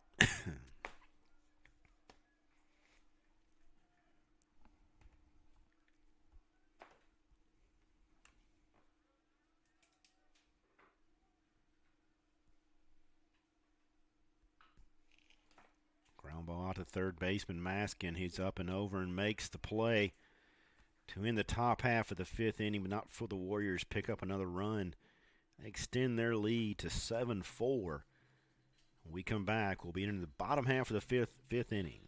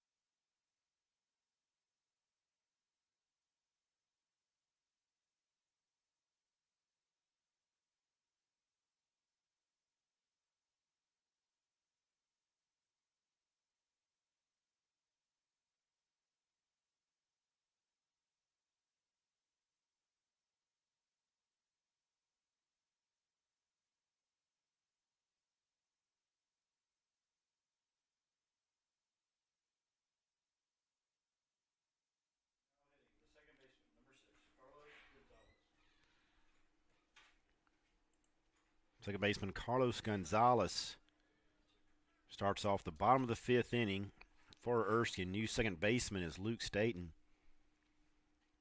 Luke coming in for the injured Zachary Kim. Scored a run in the top half of the 5th. No other changes to note for the Warriors at this time.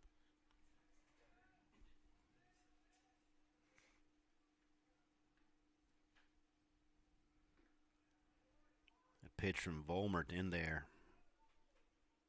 for a called strike. Entering his 5th inning on the mound, giving up 4 runs, 2 of them earned, 6 hits, a couple of strikeouts. No walks thus far for Volmert.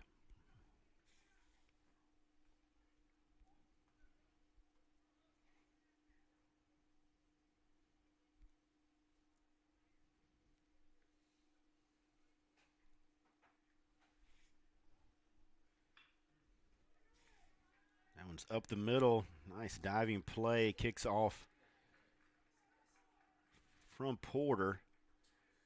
So base hit there for Gonzalez.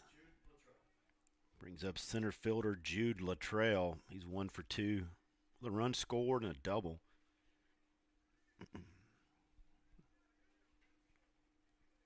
Breaking the action as Porter catches his breath out there at second base.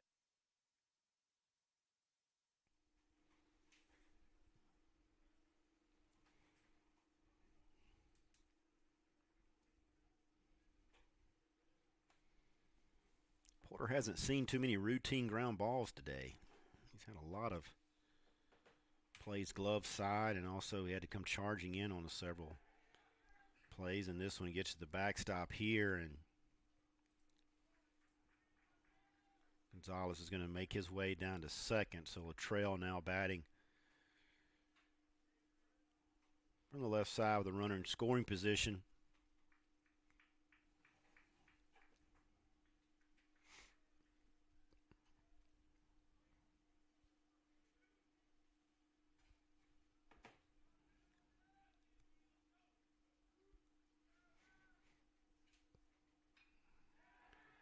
Luttrell goes opposite field.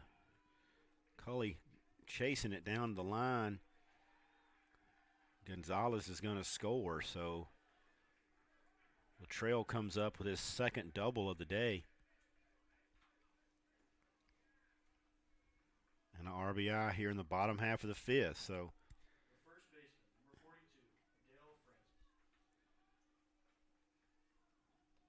we've only had one full frame, the top of the second and the bottom of the first, with no runs being scored. And it's going to be a visit by pitching coach for Southern Wesleyan here. We'll take a break and be back soon.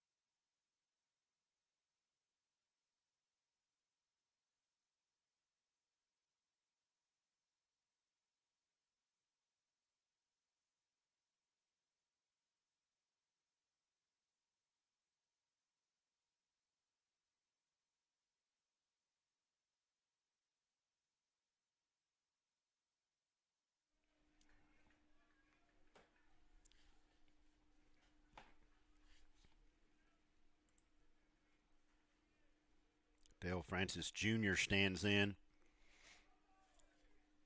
Runner in scoring position, so mound visit. Probably just a quick check on Volmert, but also to talk about how they're going to pitch three-hitter for the Fleet.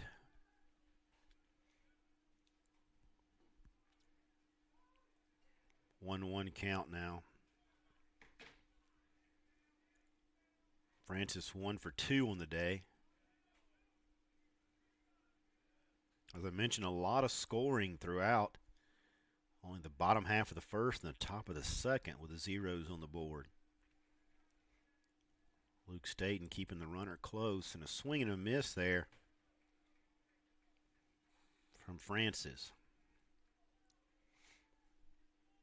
Partly sunny right now. Beautiful day for baseball. Looks like the rain may actually hold off. The bulk of it not coming in until tomorrow evening, tomorrow night, but good chance with first pitch at 10 a.m. they could be playing in showers throughout the day. A swing and a miss, so Volmert gets the upper hand on Francis there. The designated hitter, number 29, Jorge Pascual. Designated hitter Pascual steps in 1 for 2 with a run scored.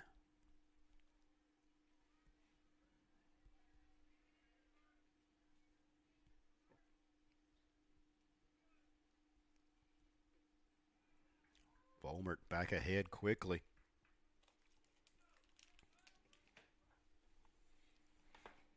Facing the heart of this Erskine lineup.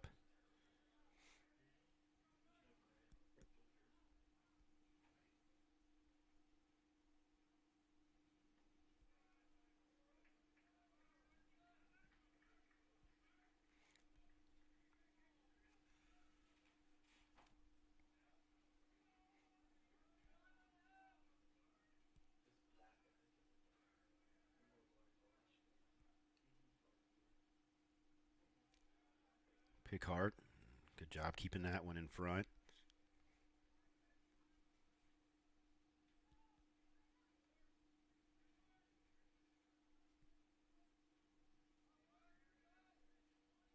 Two-one count, one out here. The designated hitter.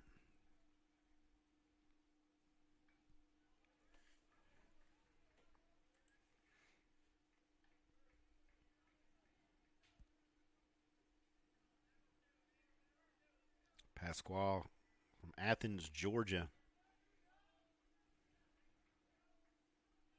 Transfer from ABAC.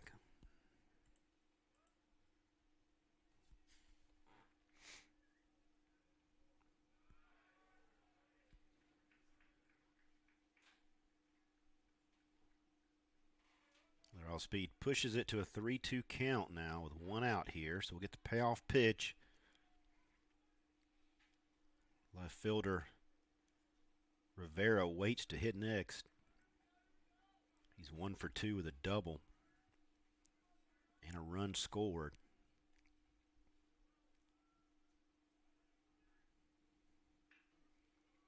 Ground ball out to Porter. Gets this one over. So finally a routine 6-3 play for Porter. The left fielder, number 23, Christian Rivera. So Erskine has run 90 feet away. Warriors 1 out away from closing down the 5th inning. Volmert would definitely like to get back in the dugout, leaving one runner stranded.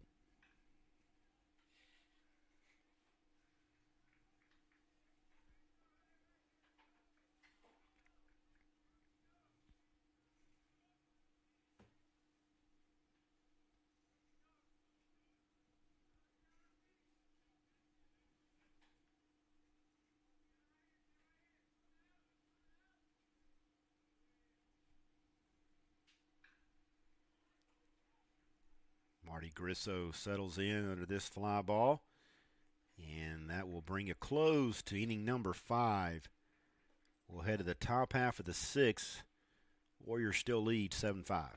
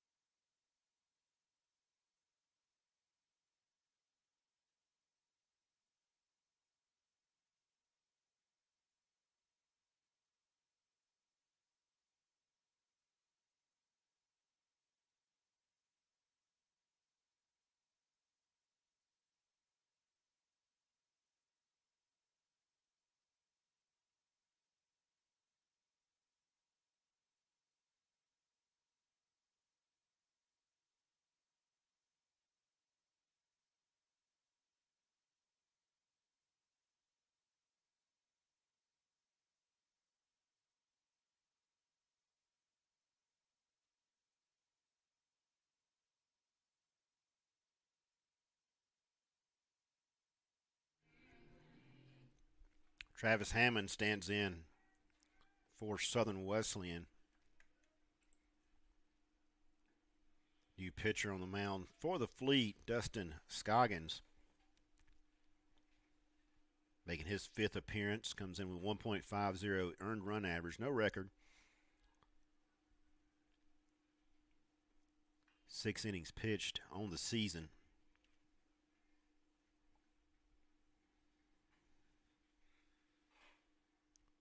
Fleet have ran 17 arms out there this season so far.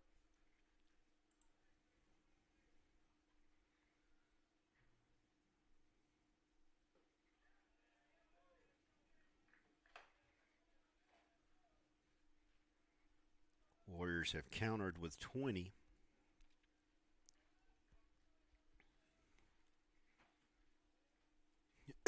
So those numbers likely to see a lot of pitchers involved in the next 24 hours.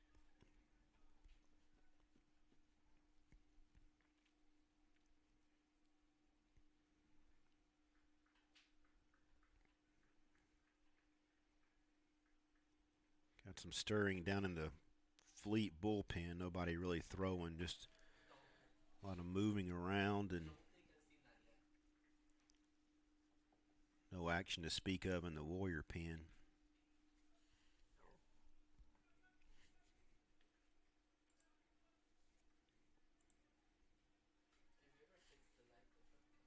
Hammond 1 for 2 with a run scored and a strikeout on the day.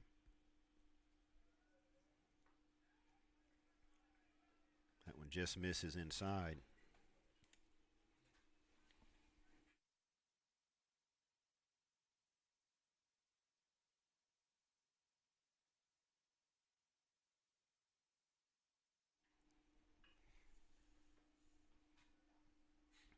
This one just out of third base, foul territory, so Hammond will come back and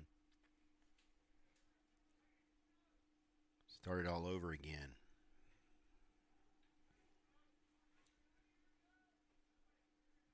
Coley waits to hit next.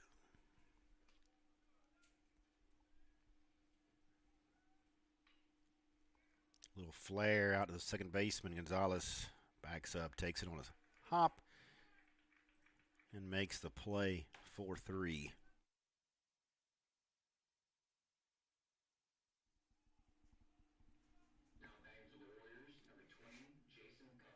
Jason Culley, 1 for 1 with 2 runs scored, 2 walks.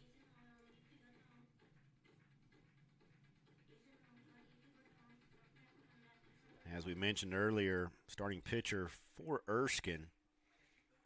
Only allowed 1 walk thus far in the season, 2 today, both to Culley. Culley shows bunt, drops one down, masking up and over, tries to barehand it, but can't make the play, so Culley reaches again.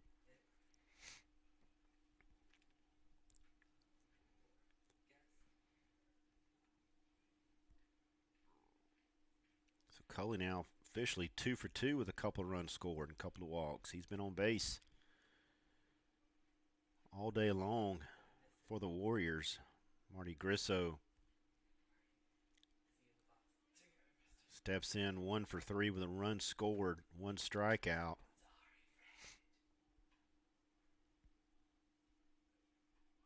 Grisso shows bunt, drops this one nicely down the third baseline, masking up and over, and the throw's going to get by Francis and over up against the wall. So now runners at first and third. A lot of bunt plays by the Warriors today. So they either came in with the mindset of trying to go station to station or perhaps taking advantage of some early scouting.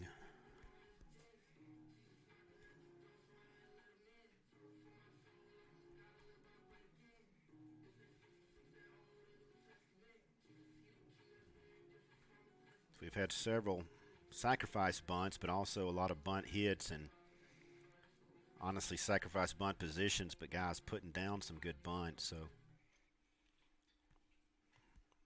it's been a major asset to the 7-5 lead here thus far in the top of the 6th. Cam takes this one for a called strike. Runners at the corners, 1 out. We'll see if head coach Matt Robinson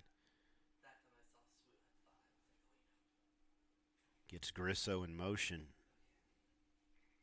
Marty does have a stolen base. So good speed on the base path for the Warriors. Another called strike. That one on the outer half.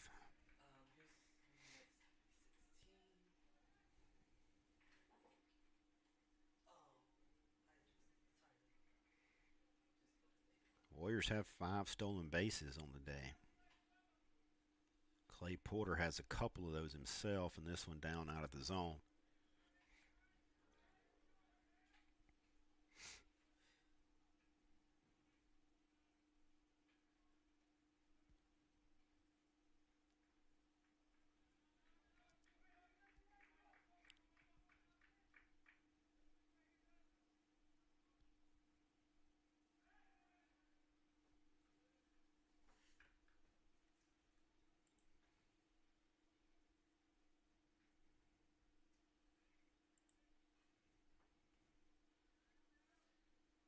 Scoggins, a junior from nearby Belton Honeypath High School.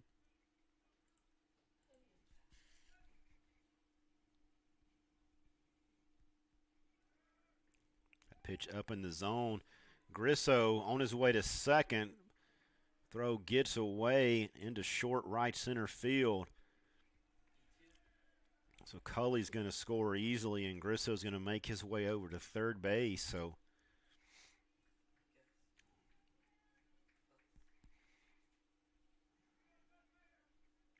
Warriors taking advantage of some defensive miscues by the Fleet today.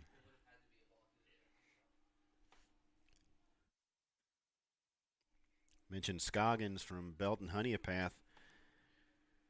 Former SWU standout Guy Howard, now the head coach at Belton Honeypath High School. Mitchum puts this one in play to the right side, does his job, scoring Grisso from third, so a good piece of hitting there by Mitchum.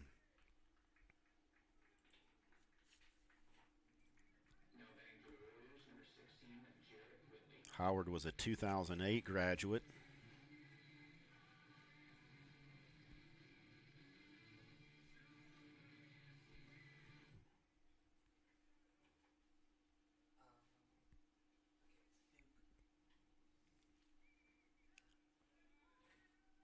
Jarrett Whitley looking to put something in play today. Struggled a little bit at the plate. 3 strikeouts. One of those looking. See if he can get untracked here.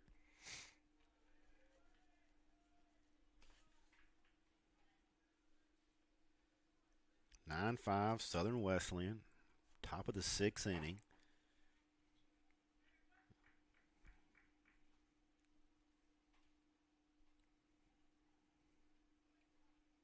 Outfield playing a slight pull for Whitley.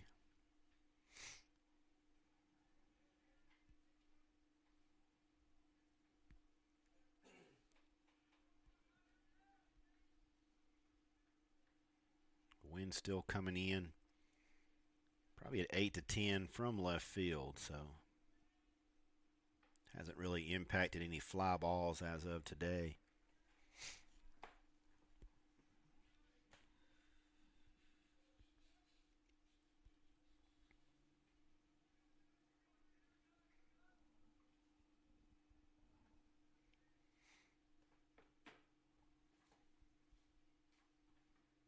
That pitch in there for a strike. So the payoff pitch coming with 2 outs now.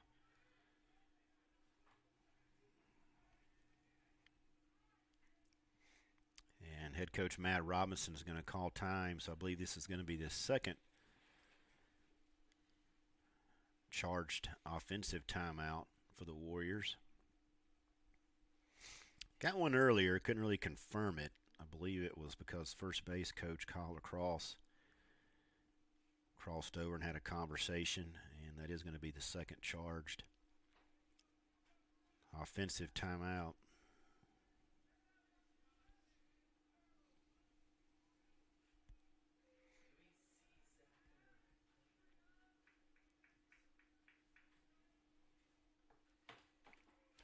Long look in from Scoggins and the payoff pitch and a swing and a miss. So Whitley will go down with a strikeout, but not before the Warriors pick up a couple of more. We'll head to the bottom half of the sixth inning, 9-5 Southern Wesleyan.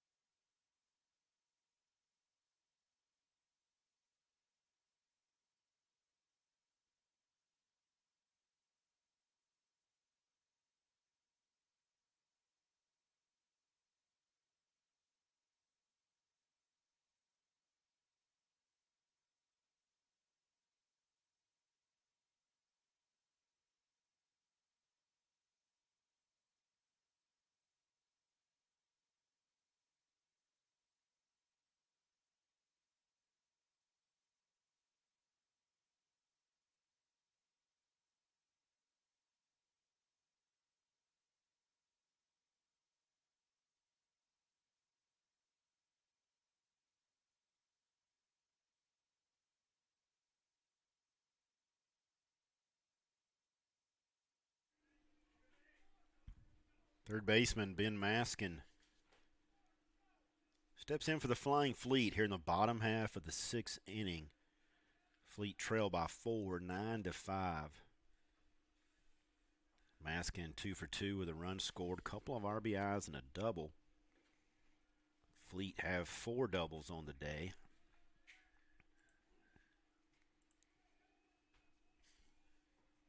Volmert been working fairly effective here. 5 runs, only 3 earned, 8 hits. Now entering his 6th inning of action, and Porter over makes the play. Volmert around 70 pitches, so making his way here in game 1.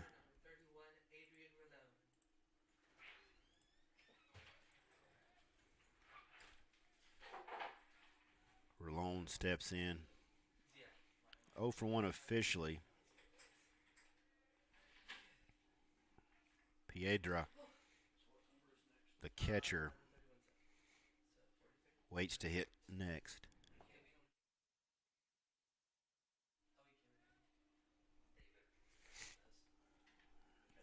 That one in on the hands, and Luke Staten over to retire Rolone. It's a nice pitch there by Volmert.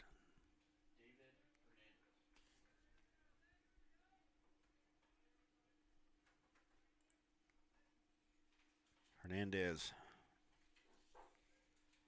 getting his first at bat here today. Batting .258. No home runs, 4 RBIs.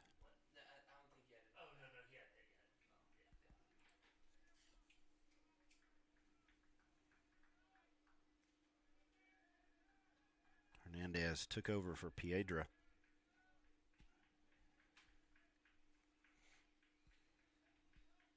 Standing in from the left side, swing and a miss.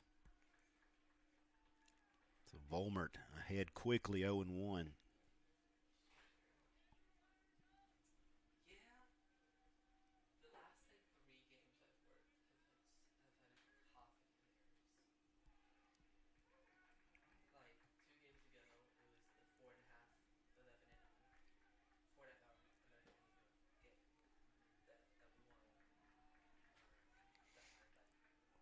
Volmert with the look in, 0-2, 2 outs. Warrior dugout Looking for a nice pitch here. The infielder's wanting that one.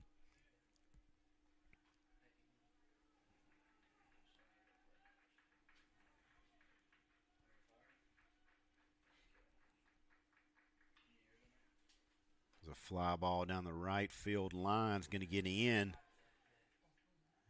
And nice play by Grisso to hold Hernandez to a single.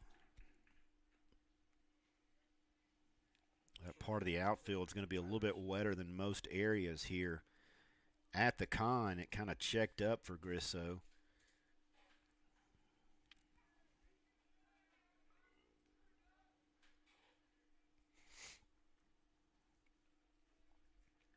Smith steps in 0 for 2 with an RBI.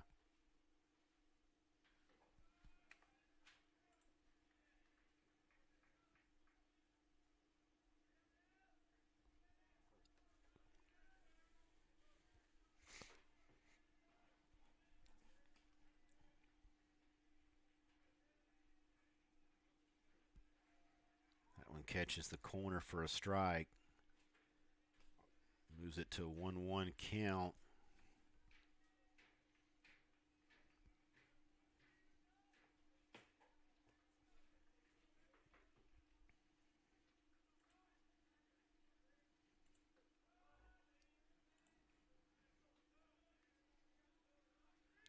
No extra base hits thus far for Southern Wesleyan.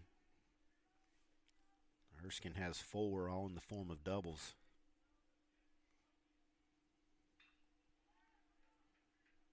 There's a pop-up into right center field. Center fielder Travis Hammond over and retires Smith. We've played 6. When we come back for the top of the 7th, we'll still be Warriors 9, Fleet 5.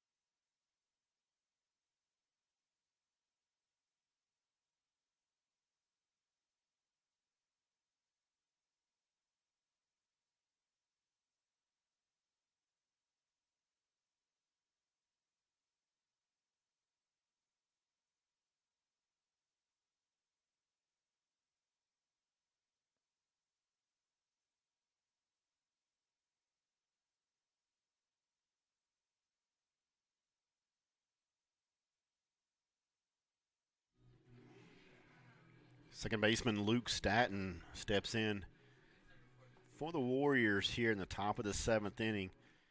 Clay Porter waits to hit next. Fly ball in a right center field is going to hold up.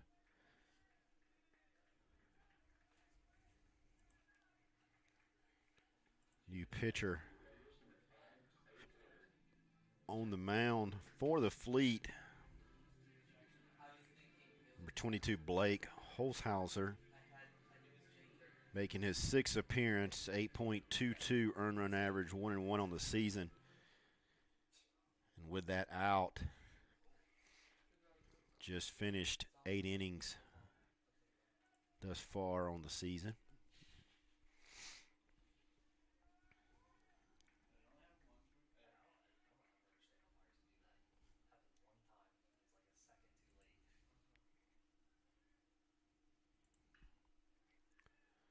Porter sends this one also out to right field. It's going to be misplayed by the right fielder. And Porter taking off towards second, but not going to be successful there. So Rolon came in and looked like he may have misjudged that one a little bit. Kicked out of his glove.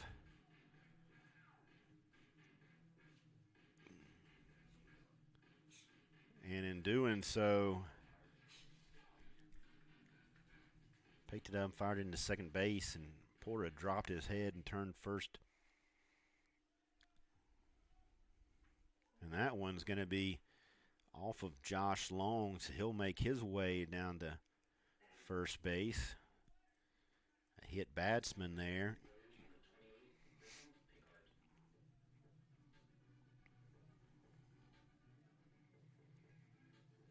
One of the things that can drive pitching coaches crazy is 2 quick outs and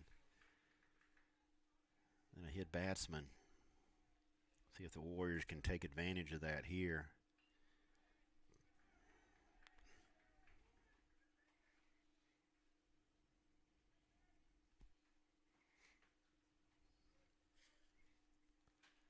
So Long at first, the 2 outs, hit by the pitch. Griffin Pickhart, the catcher, stands in 1 for 3 with a run scored and a strikeout on the day.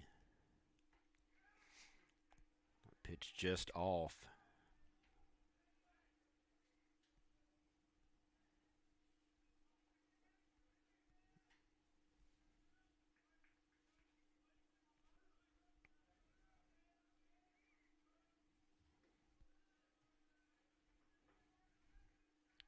Count moves to 2-1.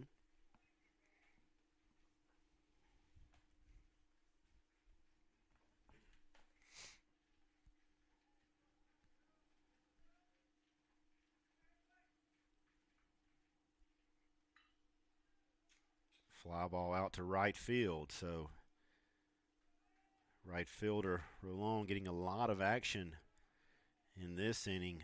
We'll head to the bottom of the 7th. Nothing doing for the Warriors in the top half. 9-5 Southern Wesleyan.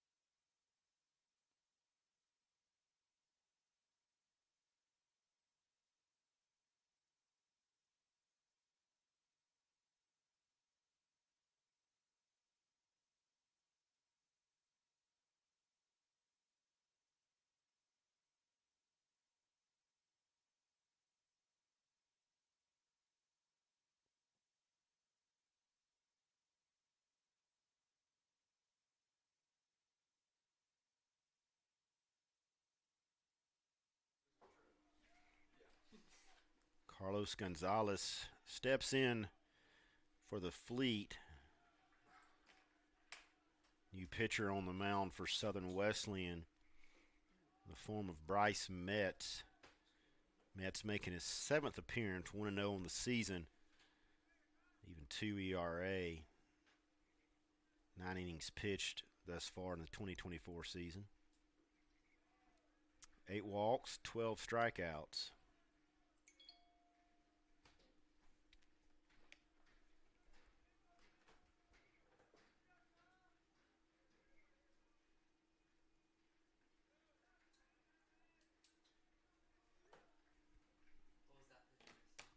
that pitcher?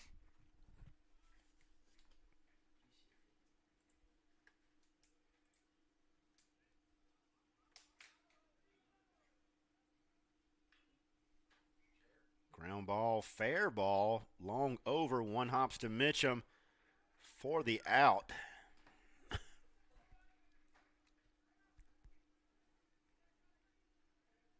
center fielder, number 7, Jude Luttrell. So Metz retires the first hitter he sees. Transfer from USC Union. It was what, I think it was only a 1 hopper too.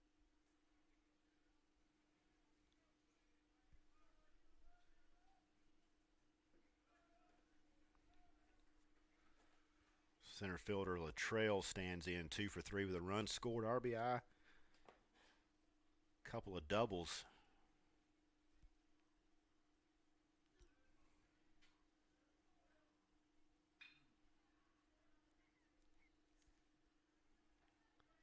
Staton with the ground ball. So a couple of quick outs here. First baseman, number 42, Dale Francis. Looks like we're in the bottom of the 2nd inning over at Varsity Field across campus. The Warriors leading Carson Newman 2-1 in softball action.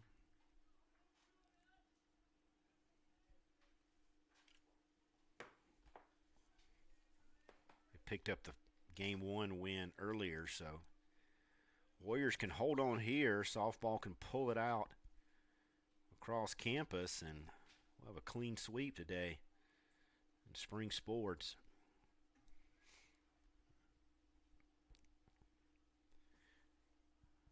Not much action for Warrior Athletics going forward. Track is actually off this weekend. Baseball finishes up tomorrow with their doubleheader down in Due West. And so on Saturday, lacrosse will be the only team. They'll head up to Shawan, Murfreesboro, try to beat the rain as well, and get back into conference action from the lacrosse side of things. 3-1 count now. A couple of outs here on Francis.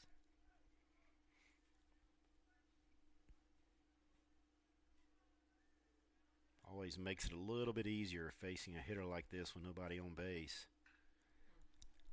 And with that jinx, ball into right field. The designated hitter, number 29, Jorge Pascual.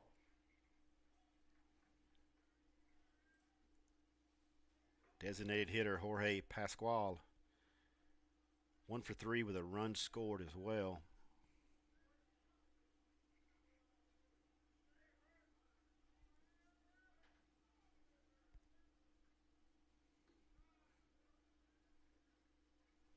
Hits are even at 10. Runs, Warriors have 9. Fleet have 5. Not been the cleanest of baseball games. 7 errors for Erskine, 2 by the Warriors.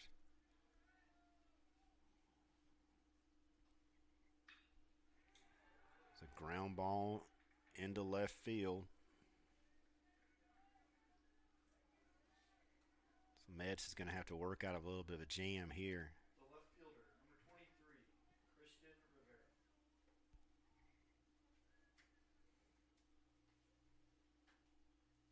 Rivera stands in with one of the 4 doubles for Erskine. He's 1 for 3.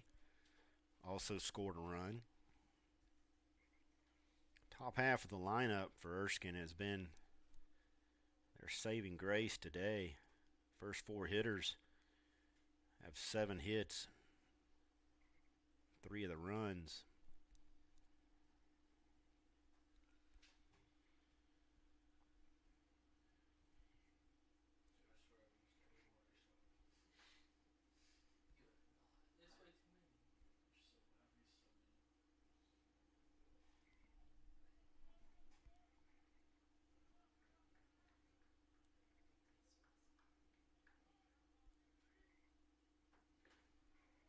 That went in there for a strike, so Mets back ahead.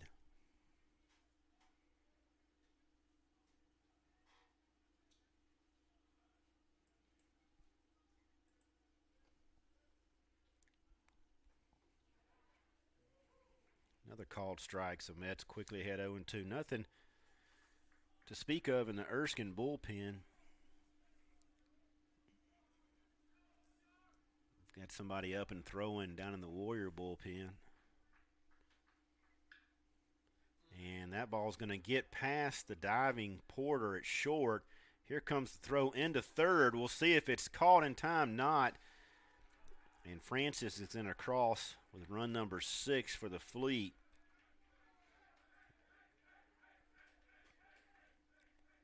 Third baseman, number 24, Ben Maskey.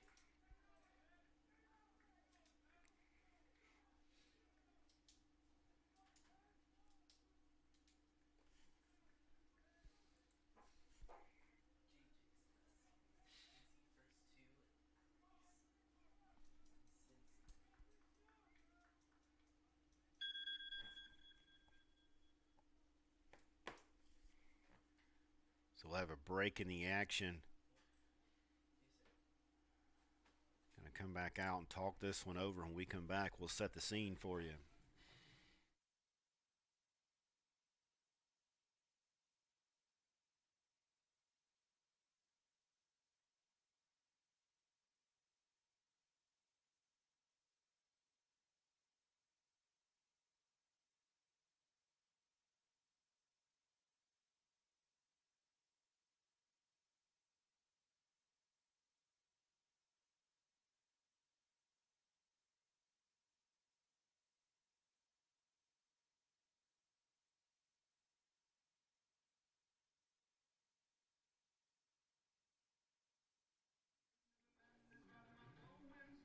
Pitching coach Dylan Roberts with a quick visit to the mound.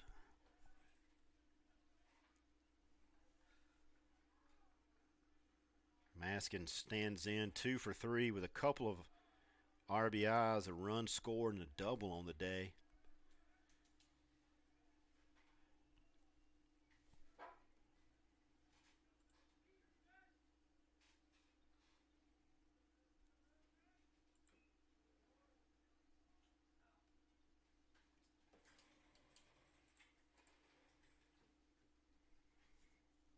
So Maskin been very active at the plate.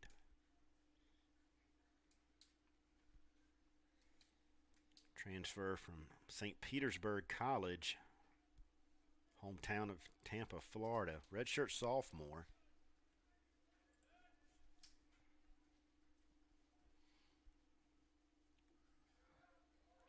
So he'll have a couple more years down in Due West. Takes that one for a called strike. Pushes it to 1-2. Mets would like to retire Maskin here.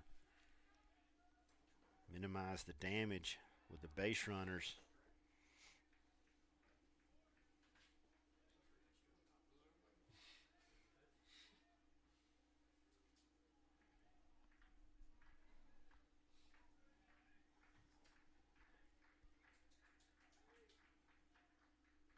That one is behind Maskin, but not enough. Doesn't get away far enough to get the run in home.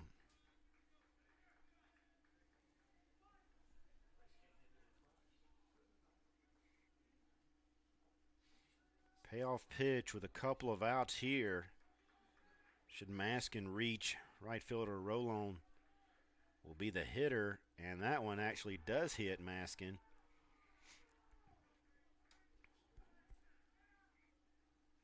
So the Bases are going to be loaded here for Roland. He is 0 for 2 with a sacrifice. 31, Adrian Rolone. And with that, looks like we're going to have a pitching change. So we'll take a break, come back with a new pitcher in about 2 minutes.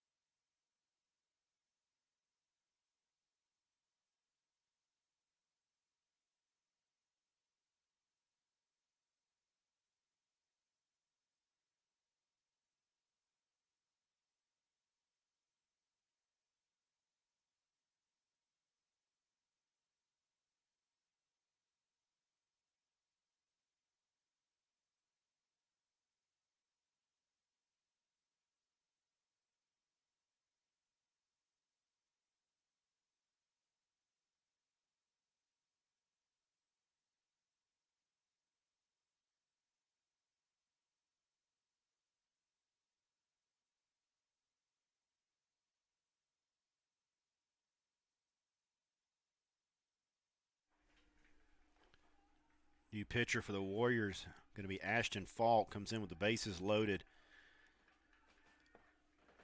Falk definitely wants to come in, get this last out here. Falk leads the team in earned run average with a 1.13 ERA. Count moves to 2-0, his 8th appearance. No record as of yet. 8 innings pitched, 5 walks, 6 strikeouts on the season.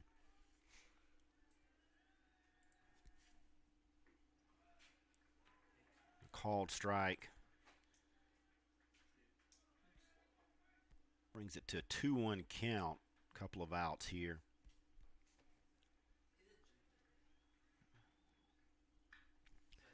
Ground ball just out of reach. So deuces are going to be wild here with a 2-2 count, 2 outs. Big pitch coming from Falk.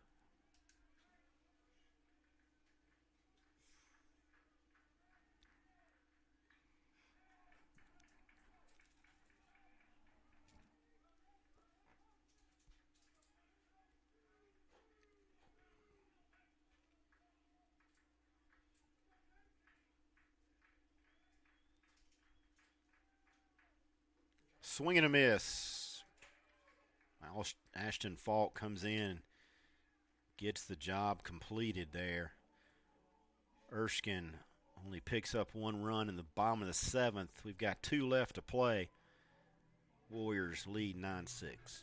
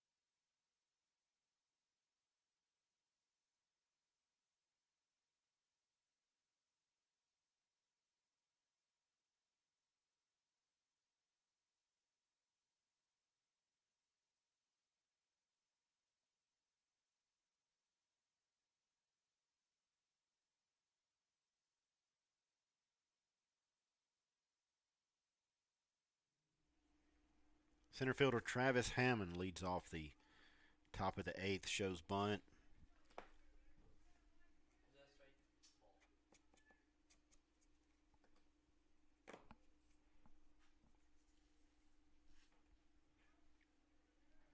Runs the count now to 2-0.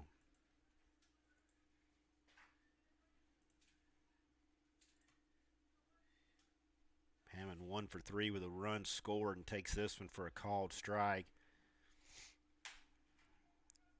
Hammond has been in a bunt situation and or bunted about every at bat so far today, swinging away here, but a called strike as he checked his swing. 2-2 count now. If you're joining us late, we are in the top of the eighth inning due to some weather, field-related issues, and that's a called third strike for the first out of the eighth inning. So we're playing here at Southern Wesleyan. Erskine is the home team because this series was supposed to be played in due west, South Carolina. It will resume and conclude tomorrow with games 2 and 3 of the series. First pitch starting at 10 a.m. as Jason Culley had a good day at the plate, 2 for 2, 3 runs scored, a couple of walks, a stolen base. Been instrumental in getting this offense generated here, and he takes that one for a called strike. So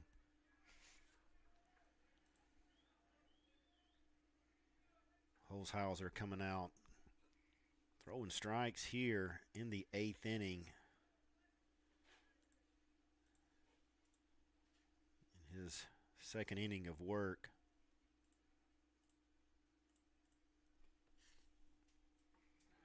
Swing and a miss, so a couple of quick outs here. See if Grisso can extend the inning a little bit.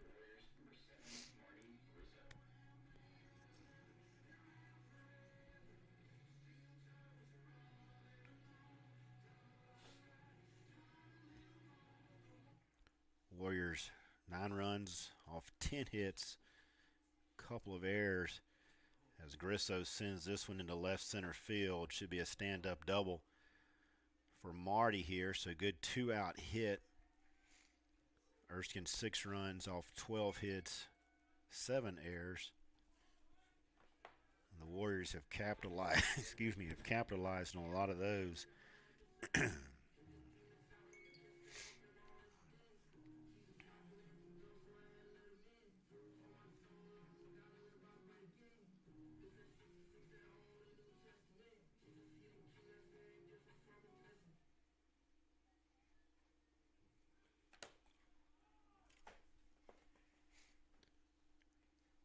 Break in the action. Going to have a visit by the Fleet pitching coach here with a couple outs and a runner at second base. We'll be back shortly.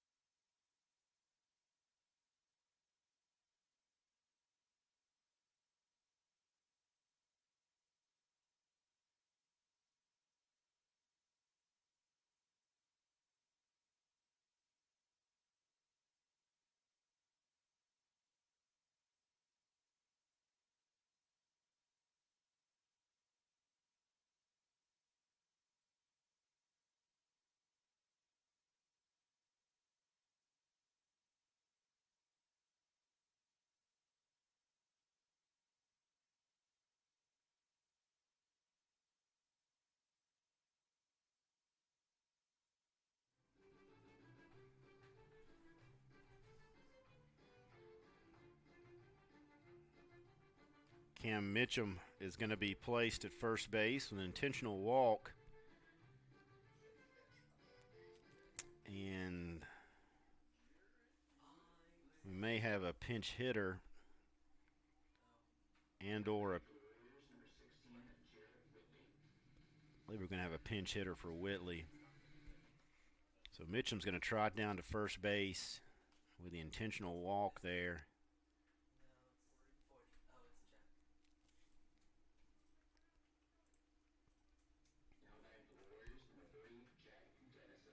Jack Dennison's going to come on and pinch hit.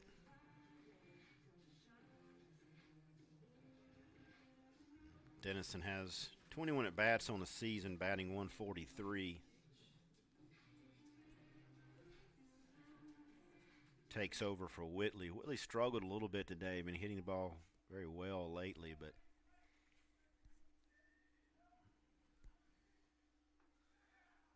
gives way to Dennison.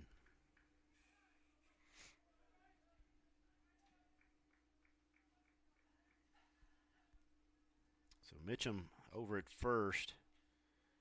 Grisso, after the stand-up double, resides at second base. A quick 0-2 count now on Dennison.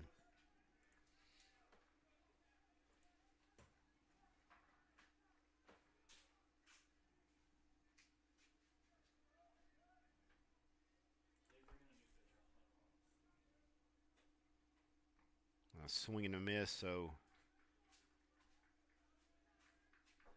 out of the catcher's glove. I didn't see it there. My view was blocked by the home plate umpire, so Dennison stays alive with the foul tip.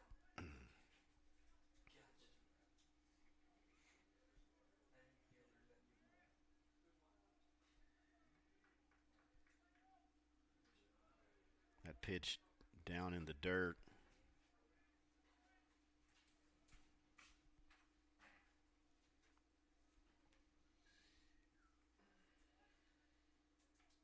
So we stand at 1-2, 2 outs. Good speed at second base, so you got to assume a base hit to the outfield will score Grisso, especially here with 2 outs. Dennison can put in play. That one misses up top. Runs the count to 2-2 now.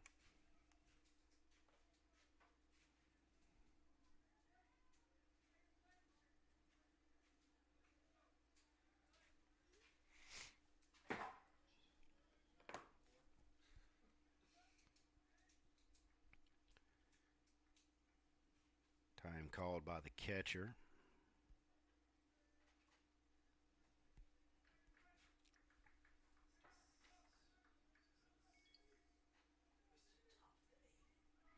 Grisso off on the pitch, and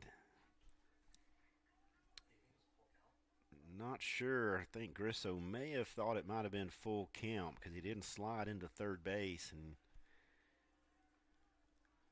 Mitchum stayed at first. So now it is full count, so Mitchum will be off on the pitch. Irregardless, Grisso picked up his 3rd stolen base of the day, so swing and a miss, so that will end the top half of the 8th for the Warriors. Ashton Falk will head back out for the bottom half, protecting this 3-run lead.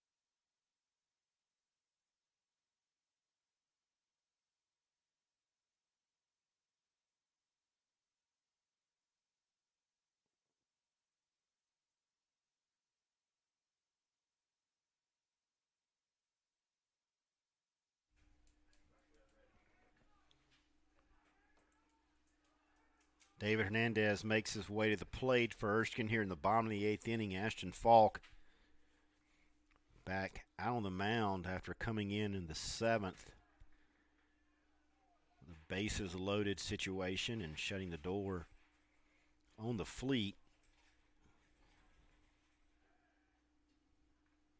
Swinging a foul ball. Got a little bit of movement down in the Warrior bullpen. Same goes to say for Erskine. Nobody really throwing, I don't believe, on either side, but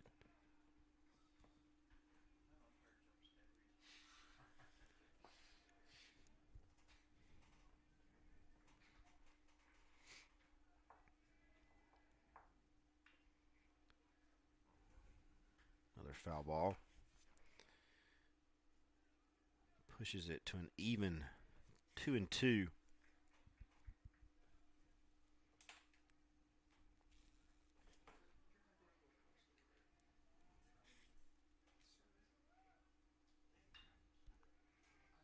Ground ball out to Staton.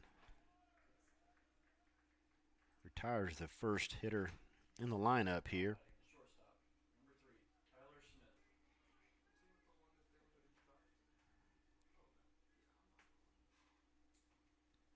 Brings up shortstop Tyler Smith, number 9 hitter in the lineup.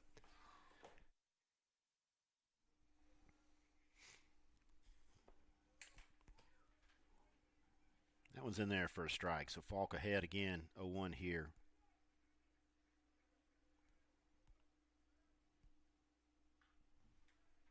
Popped up out of play. Warriors lead it by 3. Here in the bottom of the 8th inning. First of the 3-game series with Erskine.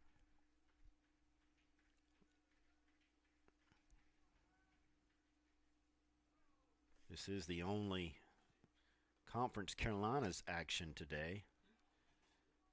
Everybody else will be starting up, tomorrow for a Friday, Saturday, or a Saturday, Sunday. Rain is going to pretty much cover the parts of the southeast, so Smith is going to reach the hit by pitch, and that's going to bring the top of the lineup in the form of second baseman Carlos Gonzalez. Gonzalez 1 for 4, a run scored.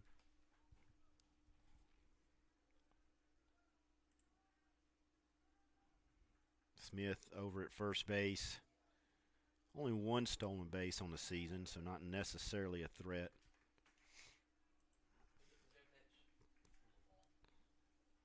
To run, plus down by 3 here in the 8th.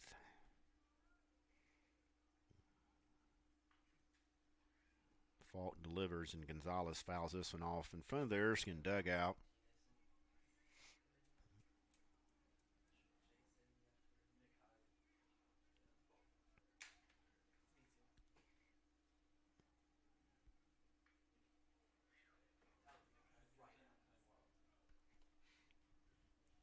$10 a.m. first pitch tomorrow. Probably going to be one of those games where you play as long as you can. Rain's supposed to come in a little bit later on in the evening. Possibly playing in showers at some point. And this one's fouled off as well. No lights at Erskine College, so they'll just go as long as they possibly can and hopefully get both games in.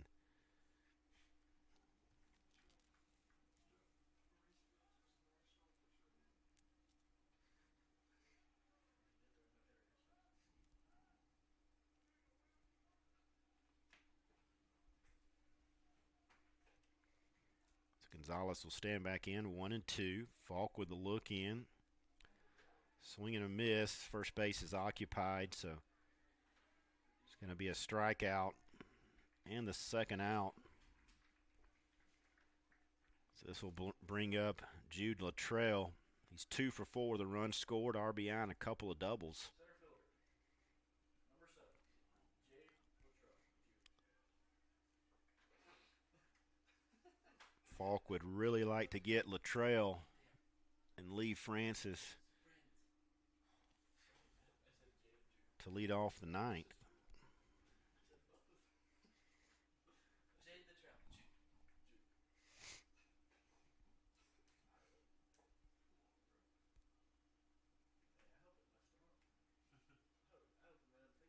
I hope it made him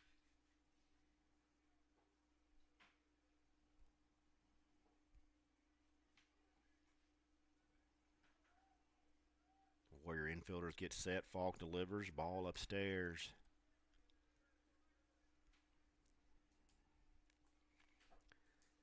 Falk can retire Luttrell here. It would leave Francis to lead off the ninth instead of hitting with runners on the bases here for Erskine. Falk with a 2-1 count. Just misses away.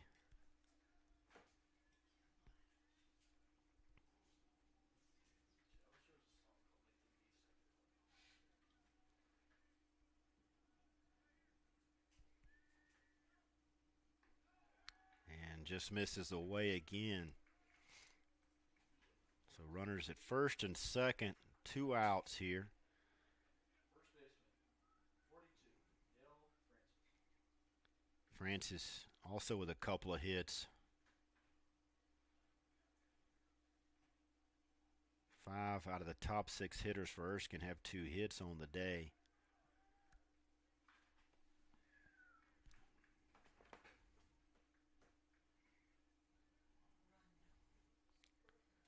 Warriors have been out hit by 1, but they've outscored Erskine by 3, and right now that's all that matters.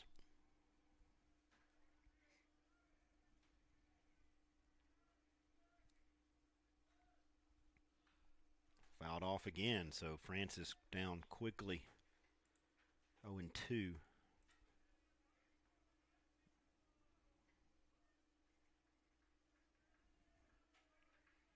Warriors have played relatively clean baseball. 1 error by Grisso, uncommon throwing error, and then Porter with an error.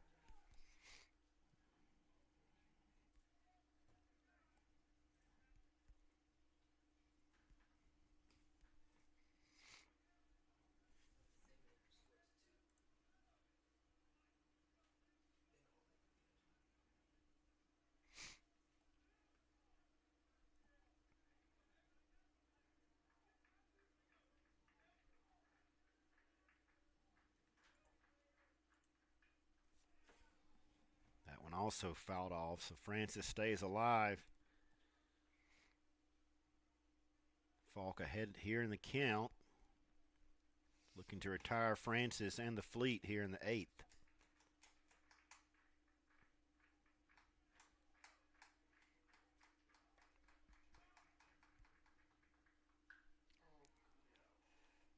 High fly ball into center field. Hammond is back, and he's not going to be able to bring this one back. And with one swing, Dale Francis Jr. has tied this game up.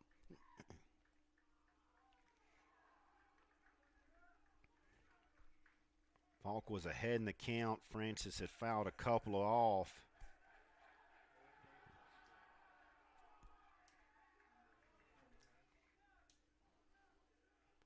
With one swing, we are tied at 9 here in the bottom of the 8th inning, and Pasquale, designated hitter, stands in. He's 2 for 4, the run scored.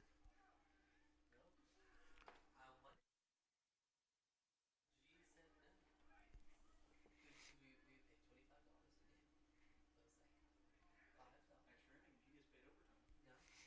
he gets paid overtime.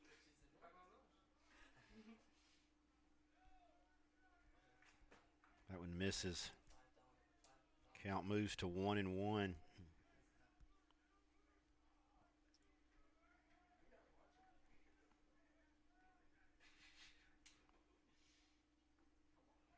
Swing and a miss there.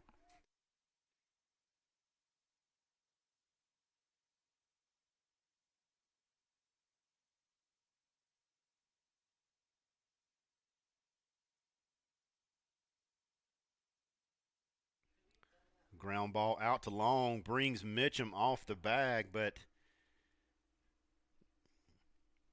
he gets the out. Another Erskine base runner is down. We'll take a break. That does end the 8th inning. When we come back, we're all tied at 9 in the 9th inning.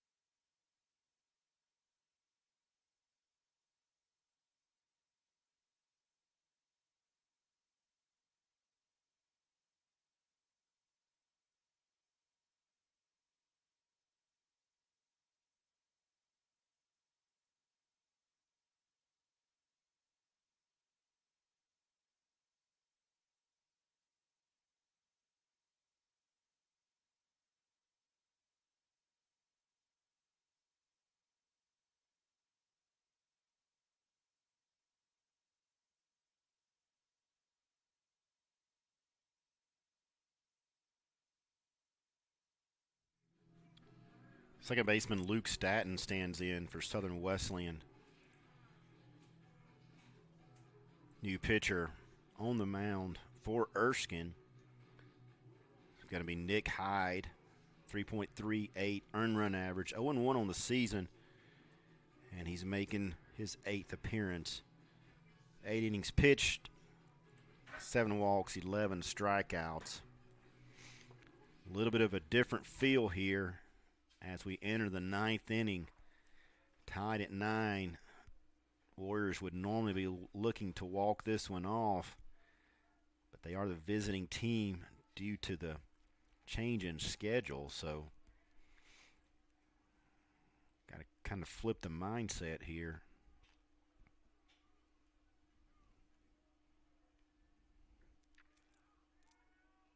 Try to pick up some runs here and hold Erskine in the bottom half.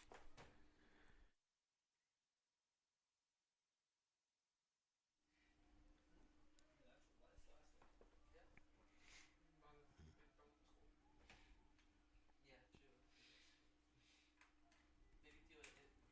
Save it for the end of the night if we win the extras. He does jump out of the way every time.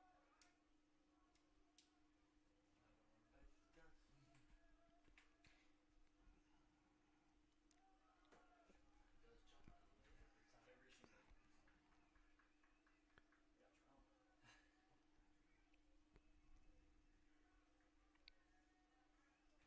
Staton ahead in the count. Porter waits to hit next, swinging him fouled off. Luke 0 for 1. Came in for the injured Zachary Kim.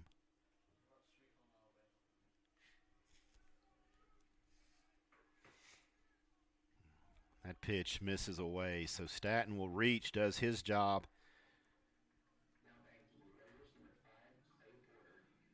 Up comes Porter with Long on deck. We'll see what head coach Matt Robinson decides to go with. And before that, we're going to have a visit by head coach Mark Crocco. We'll take a break and be back shortly.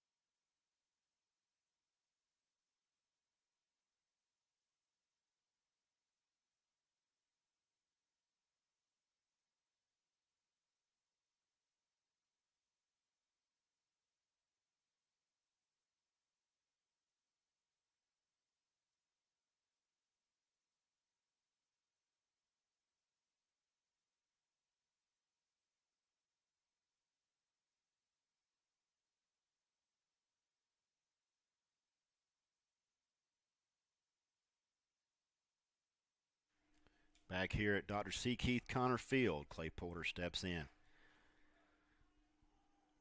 We'll see what the Warriors do. He shows bunt up out of the zone.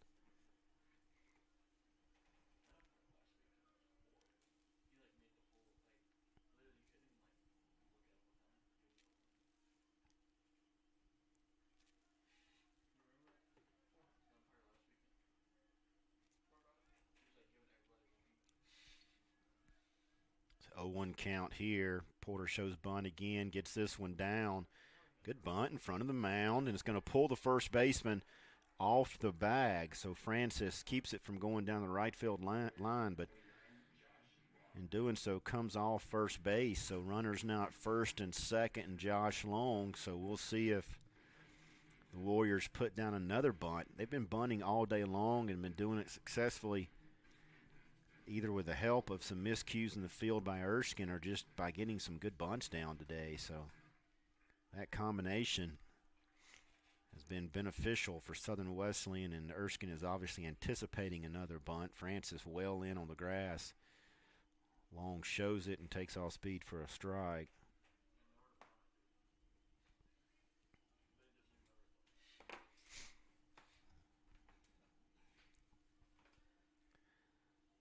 Maskin even with the bag with the force play, so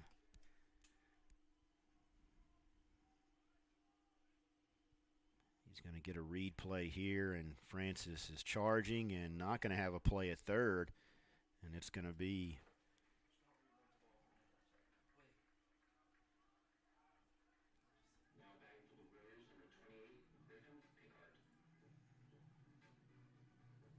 so runners at second, third. Erskine infield will obviously be in at this point.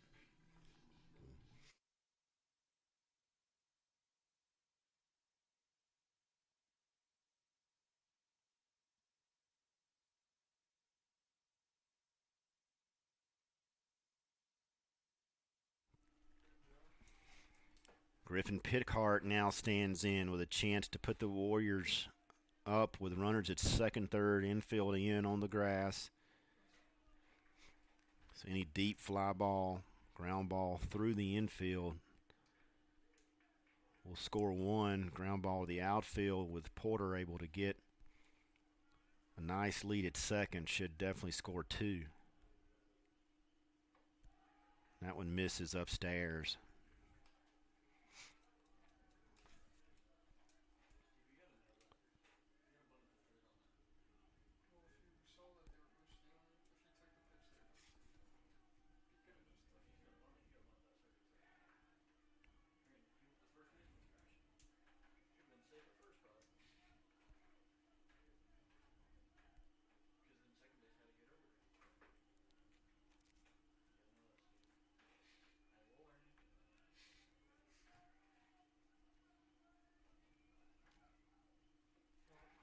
Swing and a miss from Pickhart. Evens the count at 2-2.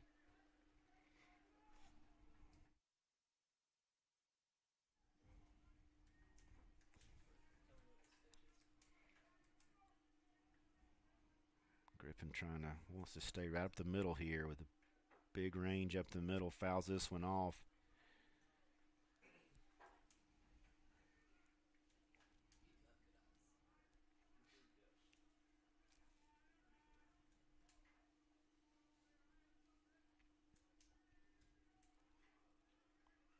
Do the 2-2 all over again. One out here, second and third. Tie ball game. Pickhart swings and misses, but this is going to get all the way to the dugout. Maskin's going to throw across the diamond to retire Pickhart on the drop third strike, but the go-ahead run comes across the plate.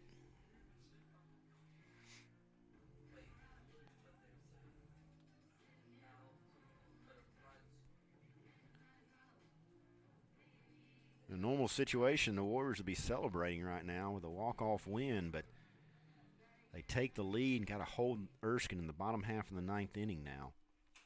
Porter at third, Hammond at the plate. Hammond shows bunt again.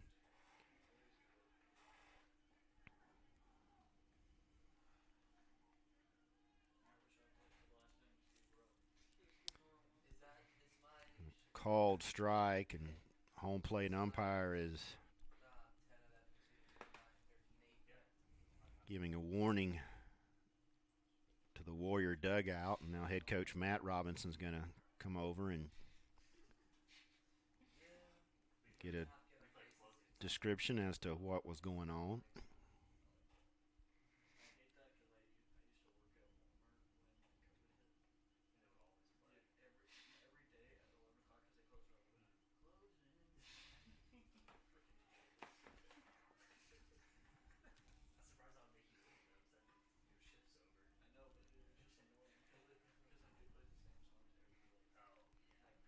So Hammond steps back in, 0-1 count, 2 outs here. Warriors up by a run. Porter at third base.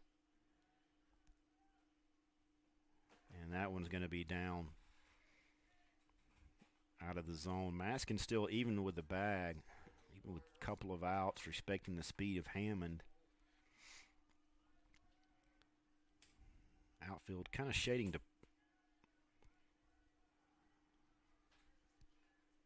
opposite field for Hammond.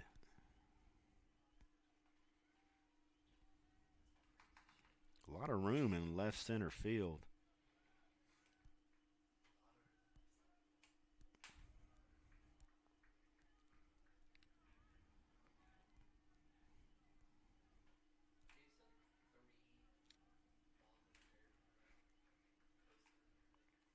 Three-one count, 2 outs here.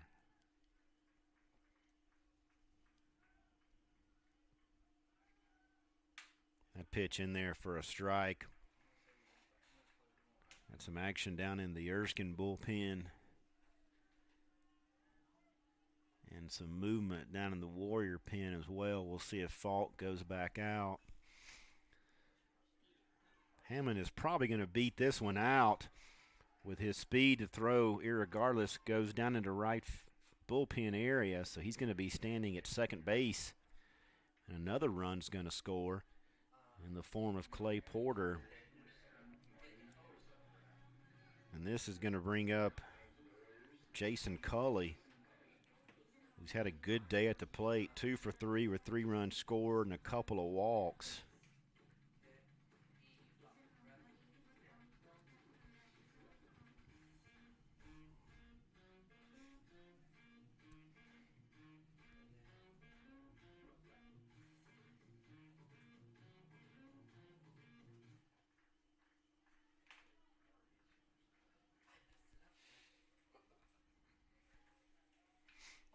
There's a drive to right field, but not going to be deep enough, and this is going to bring an end to the top of the ninth inning, but not before the Warriors pick up a couple of runs. 3 outs for Southern Wesleyan to hold Erskine here in the bottom of the ninth inning. When we come back, we'll see how this one develops.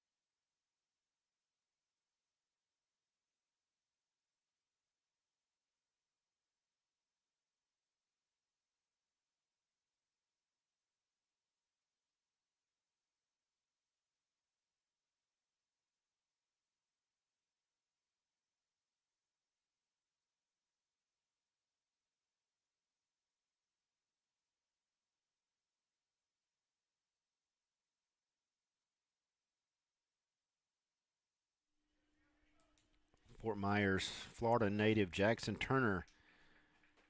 And to close this one out for the Warriors, looking to pick up the first save for Southern Wesleyan this year. They lead 11-9.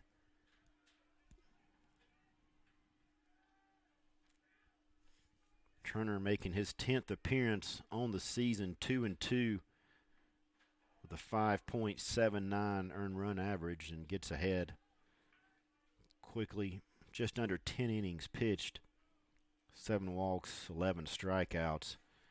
Opponents hitting .243 against the sophomore.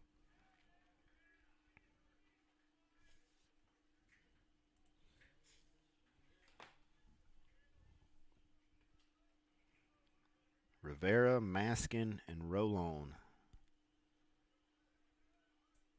scheduled to hit for Erskine here in the bottom of the 9th inning, and there's another swing and a foul ball off. 1-2.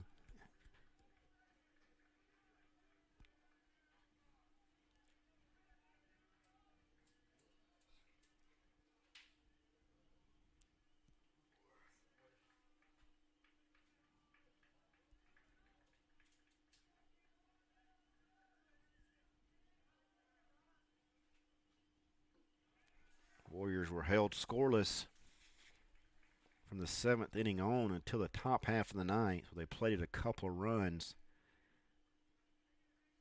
No better time after Erskine had just tied the game up off of a 3-run home run from Dale Francis Jr.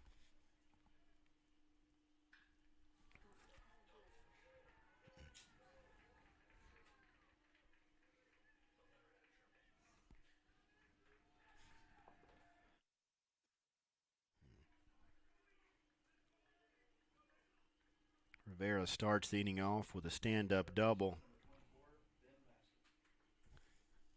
His run means nothing at this point. Turner just needs to continue to focus with Maskin. It looks like we have a pinch runner. Sure. Pinch running a little off, but that guy's name is tough.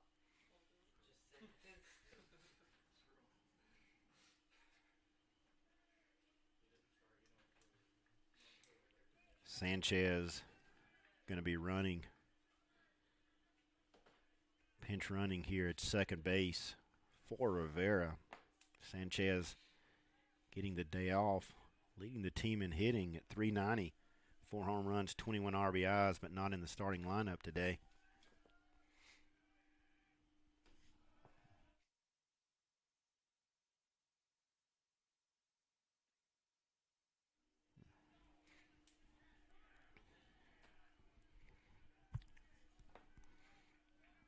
Turner needing to focus on Maskin here, the runner at second. No consequence at this time. Porter up and in, makes the throw to retire Maskin. Sanchez advances to third. Right fielder, number 31, Adrian Rolon steps in. He's 0 for 3 today with a strikeout.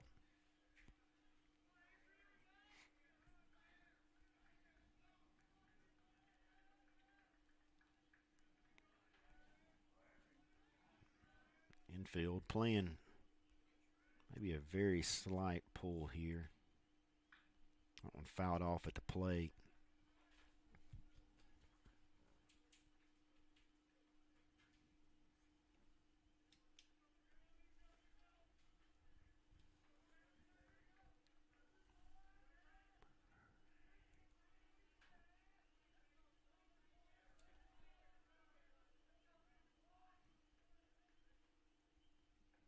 That one in there.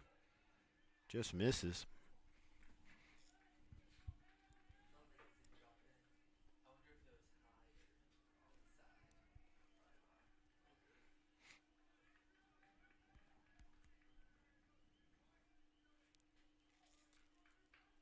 high or on the side. 1-1 count here from Turner with 1 out.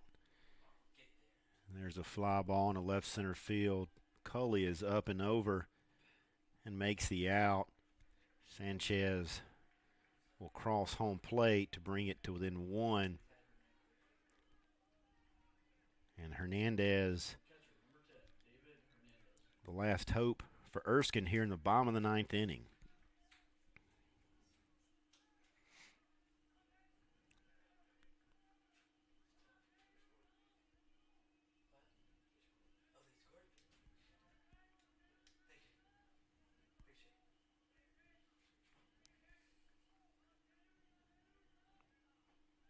Infield in the pull situation here for Hernandez. Statton over in the hole. Ground ball to Mitchum. Kicks off in front of him. He tosses to Turner in time, and the Warriors hold on for 11-10 victory with Jackson Turner getting the first save of the season. And the Warriors picking up the first win of this three-game series with conference foe Erskine. These two teams will finish the series tomorrow at Due West on the campus of Erskine College. First pitch is scheduled for 10 a.m. Appreciate you joining us this afternoon. Again, Southern Wesleyan with the win here in Game 1 of the series. Doubleheader starts tomorrow at 10 a.m.